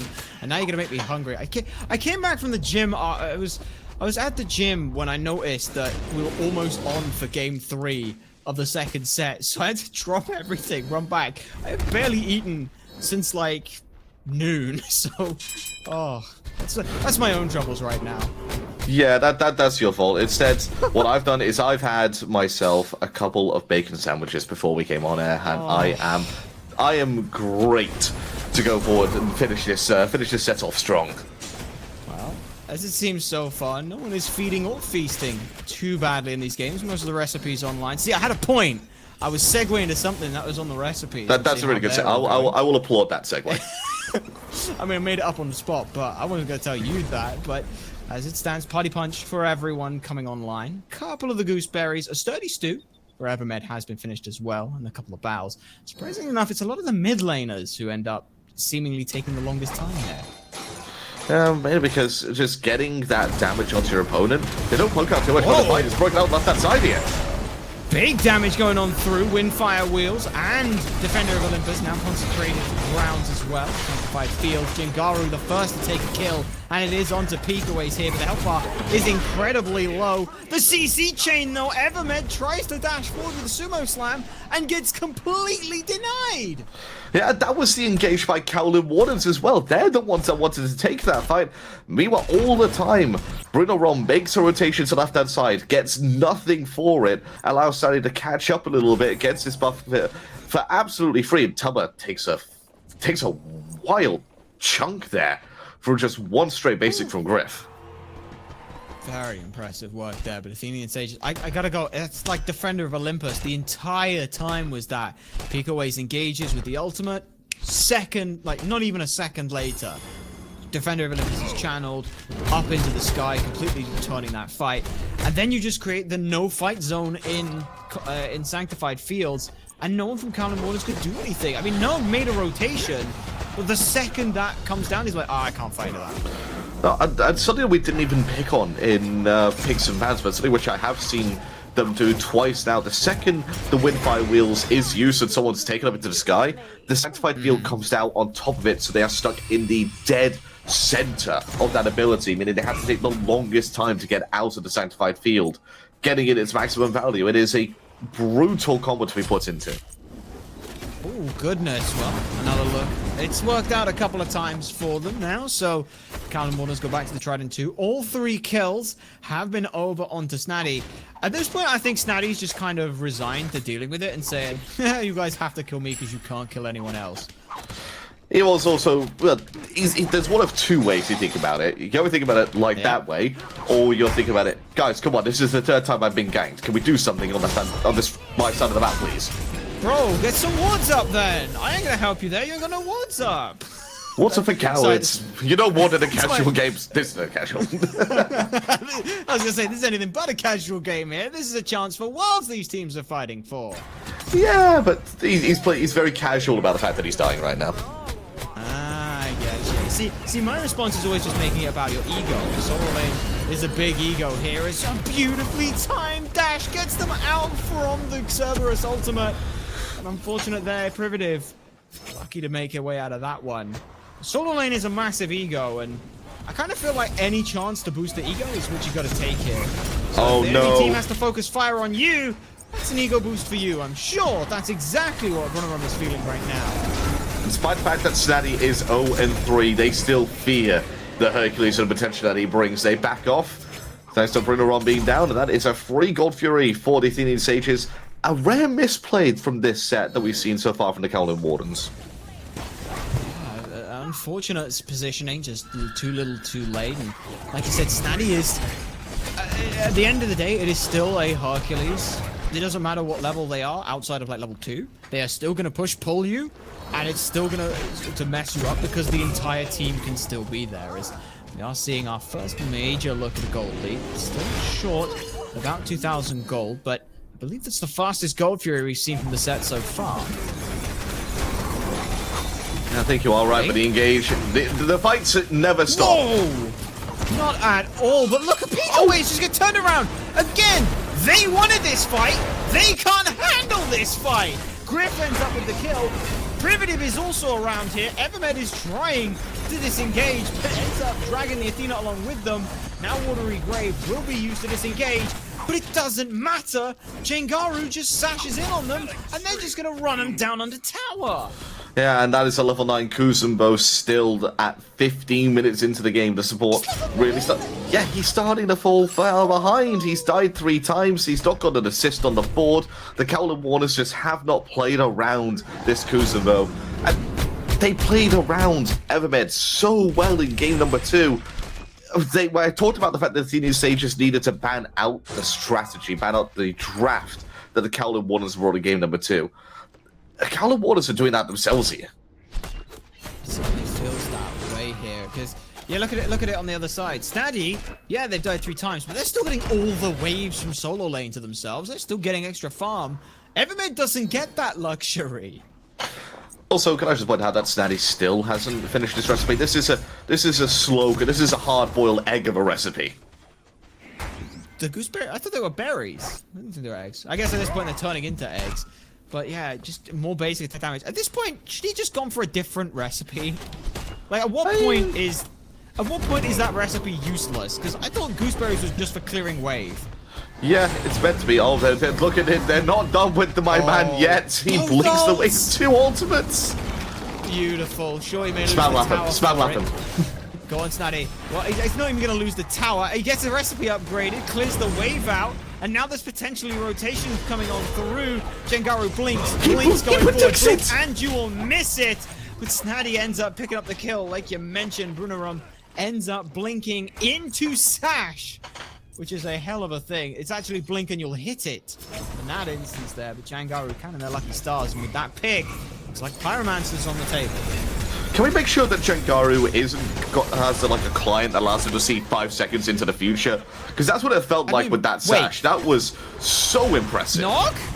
Hang on, Nog just stole away that 3v1 thanks to the Kingslayer and Sandstorm. of all things, to clear away that. Goes ahead and grabs the runic bomb. So a nice little potential turnaround there, trying to keep the game as even as possible. Link on forward from Picoways puts Jangaru incredibly low. Now it's all about whether or not they can survive this. There are 3 members around. Sash is a whiff. Windfire wheels to disengage. And now Privative is just trying to buy as much time as possible. Look at how fast he is getting away. Privative, your sacrifice will probably be in vain because Evermed is chasing. Unfortunate, but hey, he might get some farm. He might deny himself to the tower. Snaddy now in a 2v1.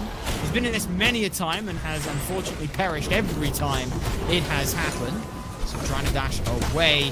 Kaolin Wardens refusing to let this go. All that time, see that beacon in mid gets taken out by Nayhoo. Oh, we seem to be going on to a clear pattern here. If a fight takes place in the left-hand side, the Athenian Sages win. If it takes place on the right-hand side, the Kaolin Wardens win the fight. Who wins the fight in mid in this game? Because that's going to decide who wins the game, I feel. See, that's not fair, because you're a chair 2 and I'm a chair 1, and my whole job is supposed to ask you the awkward questions that I don't have an answer to. And now I can't do that because you beat me to the punch for it. Well, So answer instead, this. Kaolin Who's Wardens- on the fire giant? This is analysis 101. Who's taking the fire giant here? Kaolin Wardens so far, looking to do a lot of damage on through. Evermed might be good enough to dissuade from any more members going through, and it will. Kaolin Wardens get themselves the Fire Giant. Brunorom goes a little aggressive, chasing out everyone else, but all 5 members with Fire Giant, that's a pretty good look. That is a very good look and a fantastic call there for the Kaolin Wardens. Despite the fact they were under the threat of the steal from Nayhoo and that home sweet home, they do get themselves the major objective onto the map. The second most important one behind the Titans. But Athenian Sages, play around Gryph more. Get Gryph involved in this game. He's been stuck on this left-hand side just farming for his dear life. 2-0 and 4, the only person outside of Jangaru on the side of the Athenian Sages to go positive right now, if you include like the even score lines as almost negative ones. But yeah, just get Gryph involved in this game more and you'll do well. All the fights that have gone well so far have been because of Sanctified Field. There's a reason why he's 2-0 and 4, and that's 6 out of 7 of the kills, because that's where they've been fighting. And like you said, that is the big team fight ultimate. That is the best move they've got. And looking at the build, like, yeah, he's 3.5 items deep. Now looks like a pretty good time to fight. If not now, then when? Yeah, I mean, what are they going to do? Wait until he's 6 slotted? The game could be over by then. Could very well be, but with nnog taking as much damage as they are, they might just be able to buy as much time as they need. Windfire Wheels picks up 1. Let's see who ends up landing on through. It's Cerberus, pushed to the edge and throws up a nice ultimate, but even so, Picoways gets a small opportunity Goodbye. in, and Tubahh capitalizes on it. Jangaru falls just as quickly, and now Health Loss and Kaolin Wardens are low. They're still the one with the numbers advantage for now. Evermed, barest of HPs there, gets away. Snaddy looking to make some trouble for the team. Can't quite find enough damage. Yeah, therein is a issue with this whole strategy from the Athenian Sages and this use of Sanctified Field. The Guardians are just not dying in the Sanctified Fields. They are being pushed out of it, and they just... The fight, it almost circumvents it because of the fact that these 2 Guardian picks-ups of the Cerberus and of the Kuzenbo are able to just play around this team fight ultimate so easily. As a result, it ends up with the Kaolin Wardens almost using it to their advantage, taking even longer for the Athenian Sages to turn it. You saw Picoways, the second it drops, they just beeline right through into that tight little corridor. So grab themselves a huge amount of splash damage there, and you can see, we actually just take a quick peek, if you wouldn't mind. I want to see some player damage here. I mainly want to know who's doing it on... I want to know who's doing it on the Kaolin Wardens. And it is it is this set, but even Evermed is over 10k here. Yeah, Wait, I mean, Tubagh's at 5? Tubagh's just been chilling. He's been farming, he's been kicked back and relaxed, he's been sipping on pina coladas, and the rest of the team's been doing what they need to do. He is fully reclined in the chair, not a care in the world at this point in time, and we'll say 5 slotted. I like to count the recipes a little bit for at least an item. They do get themselves now that leader's cowl, so very much in a good position here for the rest of the fights. Well, Kaolin Wardens are in a good position to take this set and take a surprise victory over the Athenian Sages. But even more surprising would be the Athenian Sages starting off their defense of the NASCC crown as an 0-2 after 2 weeks. Yeah, it'd be very rough. I mean, this is one of the teams that has stayed together through what was the SEC's own roster apocalypse. So many teams swapping players. In fact, this Kaolin Wardens team is an entirely new team of players put together. So this is a really good showing for them after week one's slightly lackluster performance, shall we say. Yeah, it wasn't the best of performances. I mean, I was away on holiday, so I didn't get a chance too much to watch the sets last week. Yeah, it was a lovely trip up to Wales where I had basically no internet for the week. Yeah, that sounds like Wales. Yeah, just a little bit. That's yeah, the Athenian Sages, from what I heard as well, had their little bit of struggle. So 2 of the teams who started off at 0-1 coming up here. One of those was going to break today. One of the teams was going to find their first victory, and the other one was going to go 0-2. We'll take a look at this right now. Sages trying to split push up on the left-hand side. The rest of Kaolin Wardens are grouping towards this fire giant. Titans are actually coming down the right-hand side. I kind of like this from the Sages, but will they be able to make it to some kind of big grouping in time? Because Kaolin Wardens kind of seem to be chasing them a bit. They're backing off, though, because the Athenian Sages know the perils of one of them dying before this fire giant. It will just gift it to the Kaolin Wardens for absolutely free yet again. And they can't let that happen. Because if they get a second fire giant, it's game over. But look what's happening. Goldfear's been taken up that left-hand side. Someone is over there to be dying. Oh, such luck. It is going to be one member who falls in exchange for the fire giant. But even so, Brunorom is going to be able to go ahead and get over the wall. Forces the rest of the Athenian Sages to commit heavily in on this engagement here. They are still taking time. Cue the Benny Hill. Eventually, Griff takes them down. But look at what's going on in mid. 3 members are here. The nnog is doing as much as they can. Snaddy, the first one on any kind of line of defense here. But they're just getting ignored. Yeah, he can't do much against 3 people. He's a Hercules. He's good. Nay, great at dealing with 1 intruder. 3 intruders, what's he gonna do? They're all spread out, and there's not much. The Earthbreaker's not, you know, a lane wide. But it was though. Don't give him any ideas. It's been a Herculean task. He's just not up to it this time. Meanwhile, this whole time, nnog has been taking down and taking care of the Titan. Both the front line do lose their fire giant buff here. Evermed gets the rest of the team away. But Mid Phoenix going down is a pretty good way to start off your fire giant siege. I see. I'm not entirely sure that that's the overall play from the Kaolin Wardens, but whether because they lost the fire giant to their 2 front lines. Yes, you still have one of your most important members, but that's 2 fire giants down. You've got a Phoenix that you're almost likely to get anyway from winning the next fight. It was just a bit like they wanted to rush to try and get the gold in now, which I can respect. You know, don't want to give the Athenian Sages room to breathe. You know, it's a good idea. But at the same point, I don't think Brunorom needed to sacrifice himself on that left-hand side. Yeah, it's kind of one of those logical fallacies, like, well, they're all over there, we'll go do fire. Brunorom was the only one who could tell them they were all over there, so Brunorom kind of is like, I can waste more of their time, you guys can do something. And then they end up kind of, almost this fallacy kind of keeps itself going. They get the mid-Phoenix, but then Evermed has to die for it as well, but so far, they've got the extra wiggle room to go with, an 8k gold lead, and they can still push up quite nicely here. 1 Phoenix exposed, 1 Phoenix with a tier 2 tower in front of it, so it's not exactly as if they have completely thrown a lead.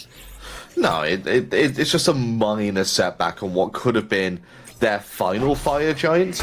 Instead, I think they might need to have 1 more of that buff before they are able to end the game. By the way, 3 fire giants they can have before it even gets enhanced. That is pretty nutty to think about here as nnog. Beads used. I believe Kingslayer as well may have been used to get that movement speed to disengage from. And it's a good look for the Athenian Sages. Cost them a blink and a little bit of CC. Nnog now disengages fully back to base here. And yeah, Kingslayer, 50 seconds that nnog is not going to be able to be as impactful in a team fight. Yeah, but at the same time, he's fine not having it for that long because he's got cooldown reduction to be able to bring that down as much as possible. He's got 20% from the Jotun's Wrath, which has been glyphed as well. It's got 10% coming out from the Transcendence, which has now been fully upgraded because of all the stacks. And almost likely have 10% from a PAL potion, so a full 40% CDR coming out from nnog. Which is a pretty good look for them. Now, it does appear the Athenian Sages only really have to worry about this mid lane, which they are all grouped up for now. Pings out towards the right-hand side. It looks like Kaolin Wardens have been halted with their siege here. There's a Fury coming up, which Kaolin Wardens will go to. What's the game plan for the Sages here now? I'm sorry, I've just been, what? 1,039 crits coming out from Tubahh there? That is dangerous. But for the Athenian Sages, it's hold out until minute 35. That is the magic number that they want to hold out till, because that's when it is, for all intents and purposes, a completely even gaming. Alright, well, they've got themselves about 8 minutes of time they're going to need to buy themselves. So far, with these deep wards and some good positioning around towards the Fire Giant, we could be seeing ourselves a decent Fire Giant dance. All things said, Mid Phoenix also about to respawn. For Kaolin Wardens, is this a case of their next fight is to end the game, or is it for Fire Giant, or where is their major focus? This has to be the fight to get the Fire Giant to end the game with, because this is the peak of their powers right now. They're coming into a full build on everybody. There's maybe a glyph to put onto Tubahh, an item to finish up for Evermed and Brunorom.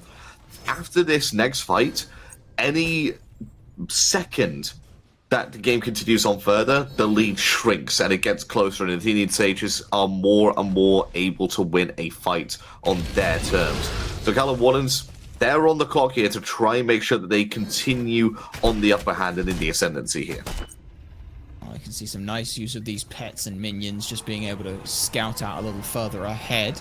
Kaolin Wardens don't have the greatest positioning to be able to get into this Fire Giant, but luckily for them, Sages aren't really starting this. In fact, they're just trying to help clear out this mid wave. Last wave, actually I think Fire Minions have already been dealt with there, so parity for that mid lane. Jangaru might want to get involved in this because Snaddy's getting driven back. Neg just looking to see if he's able to get any form of DPS on the side of him. Privative's going to start off on a total Brunorom. And there's not much damage that follows for it. Now Jangaru gets chased away, as does Brunorom. Push them further away. Kaolin Wardens now controlling out the Fire Giant pit very nicely. Sages back off where they need to. Snaddy, the last one standing around. But again, I love the way they're using these sand clones and the Nene. It's just an extra little ward slightly further ahead for no fear of getting caught out. As now they get themselves a Pyromancer. That's 2 runic bombs. They could look to burst fire. Yeah, they can. I think it's suddenly a possibility. Or they can burst down a Phoenix if they find themselves there. Maybe even use the bombs on the Titan. The possibilities are endless. And it's why Pyromancer is such a valuable objective. Is that it allows you to use that Pyromantic bomb in any way possible to get another bit of gold into your coffers.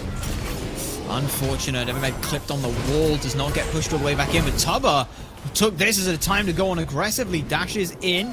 Now we're seeing blinks forward from this solo Sprint's been used. Cerberus. Sprint's going aggressive, but they are caught on a silence wall. Good work there from Nayhoo. A little path there, but and so fire is the ire of the Kaolin Wardens.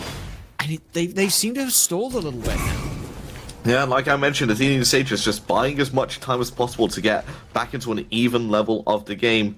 You may look down and think, well, hang on, that full build surely isn't even the state already. Every single member of the Athenian Sages still has their recipes, and as I said, Jangaru has sold his and bought up a Titan's Bane, so thanks for letting me know that. But they are starting to get those final items online. Yeah, they're starting to get those items online, which is good for them, because that's shrinking that lead more and more. It really is as well, and Jangaru here seems to be the one who is kind of the ignition key for the Sages of a full commit. Everything from these front line seems to be a little bit of poke, see what you can get. As soon as we've seen Jangaru's ult, that is the commit to a fight. Keep eyes on Picoways, looking for a little route around on the right-hand side, just clearing out minions, getting some pressure where they can. Sages, again, they don't really have a good, clean way forward here. They have to wait and wait and bide their time here. So, could see a rotation from Picoways round the back, but instead just going away and going to safety, going back to base, even from Picoways. Probably to buy up his final item, we get maybe a potion as well. Possibly, but notice Athenian Sages can't punish it. He did use a bomb to buy a ward. You know, I was going to make a joke and say maybe he'd sell it for wards, and then I would go, that's not actually something I would do, because I made the joke of selling the wards in the past, or selling it for wards in the past. But Picoways actually did it. I've been proven right! Take that, Mifflin! You can sell it for good reason. He may have also just used it to get a ward, but yeah, he clears the inventory slot, but he's also clearing the way for a fight here. Good work. Pull back in. Privative is low. Jangaru looking to try and find a fight, but they're just being ignored. Everyone is diving past them. Picoways dives into the sanctified fields to pick up a kill. Tubahh finds Privative. Finally now, we do see Snaddy answer something onto Nog.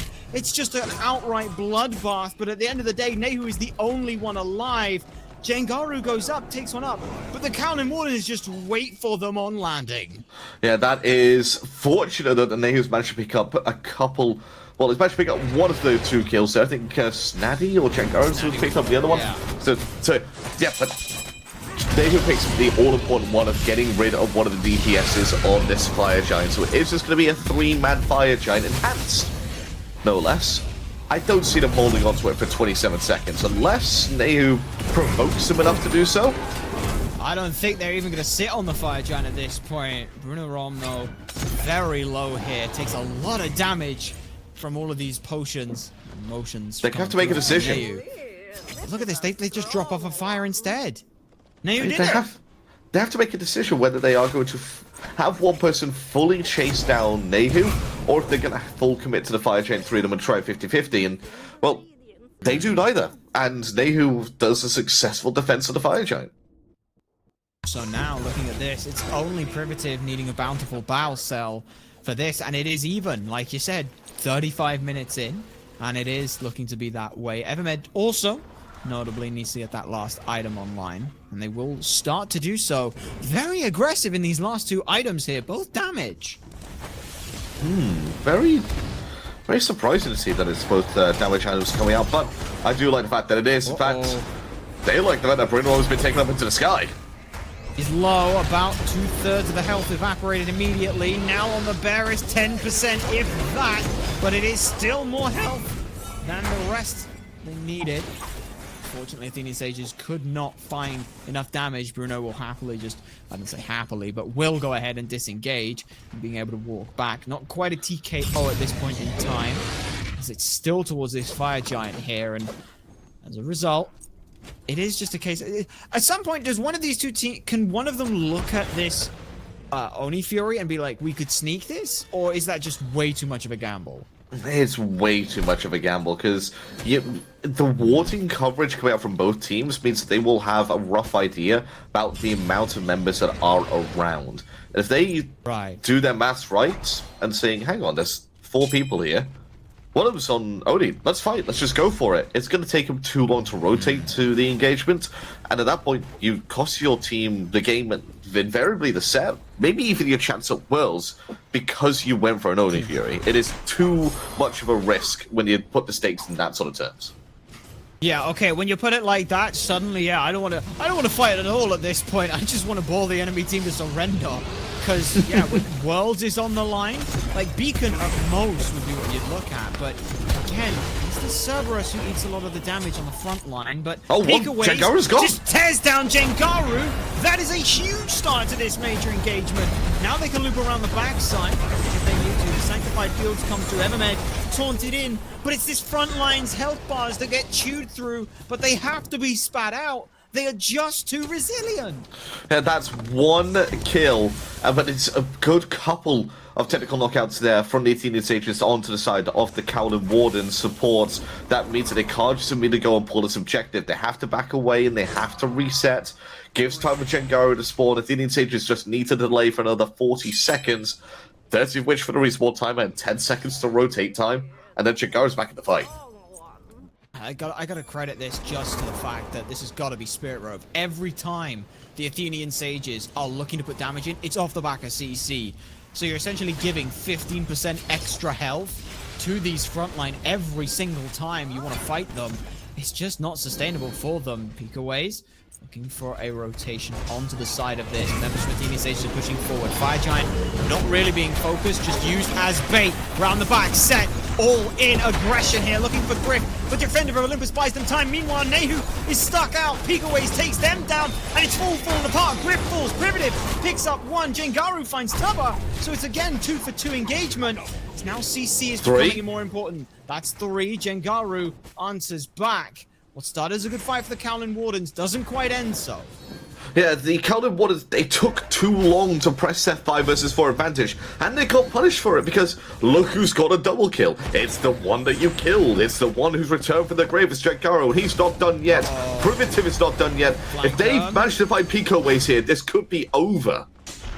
Look for the flank, but a nicely timed watery grave disrupts it for a little bit too long, but even so, it's not good enough.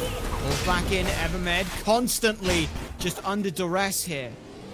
Watering with that extra bit of mitigation from the passive, that extra mitigation coming through from Spirit's Robe, all amounts to just enough to get them away. This could be the final Fire Giant of the game, the final Fire Giant of the set here. This one that's standing tall right now, or we could have another 3 if this game goes towards that 60-minute mark, and given that it's even and both these teams are fighting tooth and nail, there's nothing really to decide between them. It could very well stretch on to be that sort of length of game.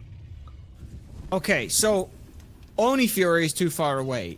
Is Beacon too far away? Is Pyromancer too far away at this point? Pyromancer's fine. I think mid lane is sort of where you draw the line. Because don't forget, if you are on the beacon, you are visible on the map to everybody. It is a giant global ward for being on that spot. Yeah, so they see Privative right now 100% on it. Because they know that this is being taken. They could pull this Pyromancer if they wanted to, because they know that the Athena's not going to be there. Well, they do end up doing so. Beacon does go the way of the Athenian Sages, but that is another Pyromancer. That is 3 runic bombs. At this point, I'm in agreement with you. It doesn't necessarily have to be for Fire Giant. I think that those could just be used to tear down through the Titan if they win a fight, but at the same time, that is 1,500 damage, I believe. Is it 1,500? 100 damage that could go on each one for the Fire Giant, so there's a lot of burst potential around. Actually, no, it's 1,000 damage, excuse me. Yeah, so 3,000 burst damage.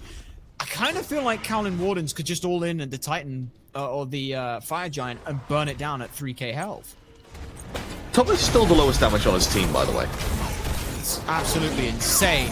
This time, though, Brunorom does not get to live through the damage, but it's an all-in commit from almost every single ultimate from the Athenian Sages. This nice could be it. And taunt pulls in everyone. Gryph gets themselves a double kill. Tubahh forced out of this engagement. Both the front line are down. It's going to come down to a big damage burst through. Picoways answers to Jangaru. Oh, Picoways! Gets themselves He's going mental! And now this is going absolutely insane. Nog answers back because it's just what assassins do. And now it's just Snaddy and Nog. The big 1v1. Let's to battle it out. Let's go.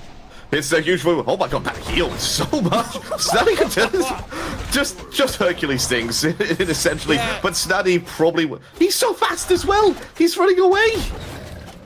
I mean, he's going to try and turn it around, but at the very least, this game isn't going to end. I think we can say that much. It's a deicide coming through the Kingslayer. But look at left lane. There's actually minions already down that way. Hang on. Respawn timers. No, could he? Could he actually do this? No way. There's 27 seconds. He can get Phoenix. A minion wave coming through. You can get Phoenix at least, yeah, but that's going to be absolutely huge with this Fire Giant fight, right? 17 seconds on Jangaru, 18 seconds on Privative. How quickly does this Phoenix fall down? I don't know if it's going to fall fast enough at this point. Passive's good, but it's good enough. Grabs that. No need to expend the beats. Wait, this is a free Oni Fury as well. Because of the respawn timers, they could go back. No, why are you backing? Go Oni Fury. Don't. What are you doing? Why are you backing there? I feel like I'm the Walter White meme, but I'm just screaming from the car right now. Nog, no, go to the Oni Fury. awkward. See, I'm looking at that and thinking, why are you backing there? If you were worried that you were going to get chased out, surely you just keep running the whole way? Either way, it looks like the idea is Kaolin Wardens want to try and keep this momentum going, get everyone back, go straight to fire, burn it down.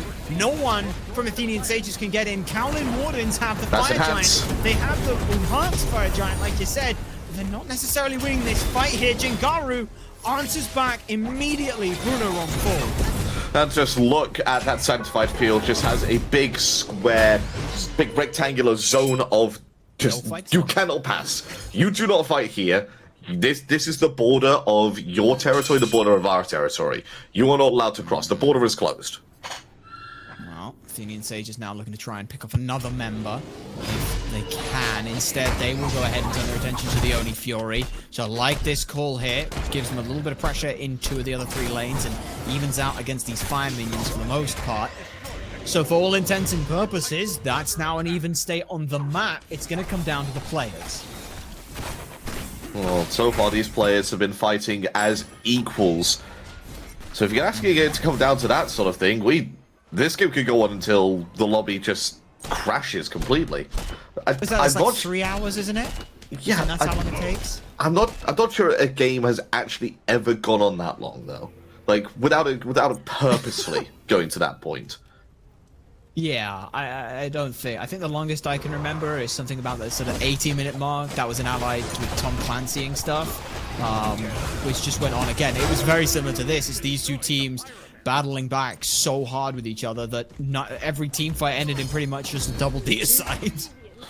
Alright, well, the crusade will continue for the Kaolin Wardens down this right-hand side. They're 4 members strong with Fire Giant, just the one Brunorom does not have it, but they don't care because their main man, Tubahh, has the Fire Giant, and he's able to shred down his objectives, and he's still lowest damage on his team.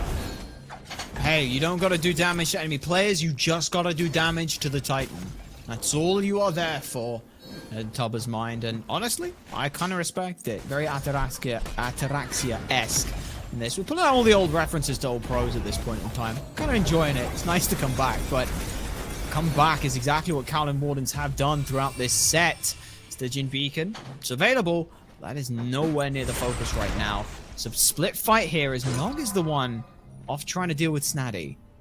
No, but I don't think he has the capability of dealing with Snaddy quickly. As we saw from that 1v1 chase, it's a very slow burn for the set versus the Hercules here. So Snaddy's going to be A-okay to just defend mid lane against the split pushing set.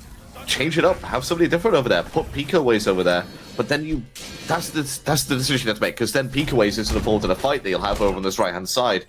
Where do you put your sort of most threatening player? Do you put him on this right-hand side? Do you put him in mid? The decisions are endless. It is. It looks like they're trying to get a little bit of time to go in when minions are in their advantage. Half health on this Phoenix is a very good look. Picoways takes down Jangaru, but is answered back by Nayhoo immediately. nog's now getting the free cast. Let's see if Sanctified Field is a good defense here. It looks like Griff is going to be able to get back into the fountain. That is a huge save for them. They lose the Phoenix, and they're going to lose mid lane, and they're going to lose left lane as well. Kaolin Wardens may not win the fight, but again, they just tip the map in their favor. They got a 2-for-1 trade as well. They've got the relics down from Griff. Privative has no shell to speak of as well. It's just Snaddy that has his blink and his teleport up. This is the time for Kaolin Wardens to go in. This is the best opportunity they'll have to end for a while. 45 minutes into the game and they're breaching the base. They're going for it. Griff getting CC'd out, but Evermed is just getting too low. The Titan's only at half health. Griff is doing good work here. The Athenian Sages need a little bit more damage. Nog takes down Griff, and that will be the game. Kaolin Wardens, 45-43. Take down the Athenian Sages. The upsets continue here in North America for the SEC. The Athenian Sages, your #1 seed coming into the split, start off 0-2 after 2 weeks. And to be honest, the Kaolin Wardens came up fully deserved for that win as well. Hell yeah. You look at game one, and I was thinking, all right, yeah, this is like a top team versus a new team. There's teething problems. They're a new team, blah, blah, blah. No, they battle hardened throughout this set, forged themselves a path to victory, and just constantly putting themselves to the test in this engagement. That last couple of fights, it wasn't about do we kill everyone and win the game. It was, can we get just a small map advantage that lets us win the game from it? Yeah, and I have to give a huge shout out as well to Picoways. He played a very good Camazotz game in game number 2, but this Pele that he had, I'll be surprised if he gets it again for the rest of the split. Yeah, we saw Pele get kind of neutered on that side. It seems that this team really knows how to play around and with a Pele. That Jing pick into the mid was so nice for them. So commiserations there to the Athenian Sages. They are going down 0-2, but congratulations to the Kaolin Wardens. They go ahead and get themselves their first win on the board here at the end of the day 2 of week 2 of phase 2 here with the SCC. And that will be all from us. Thank you very much to everyone who has watched. I've been Supersonic Blur. Joining me over on the casting to break this down has been Alpha Jackal. Thank you very much to everyone on the production side of things, for whom without we would not be here at all. But until next time, take care.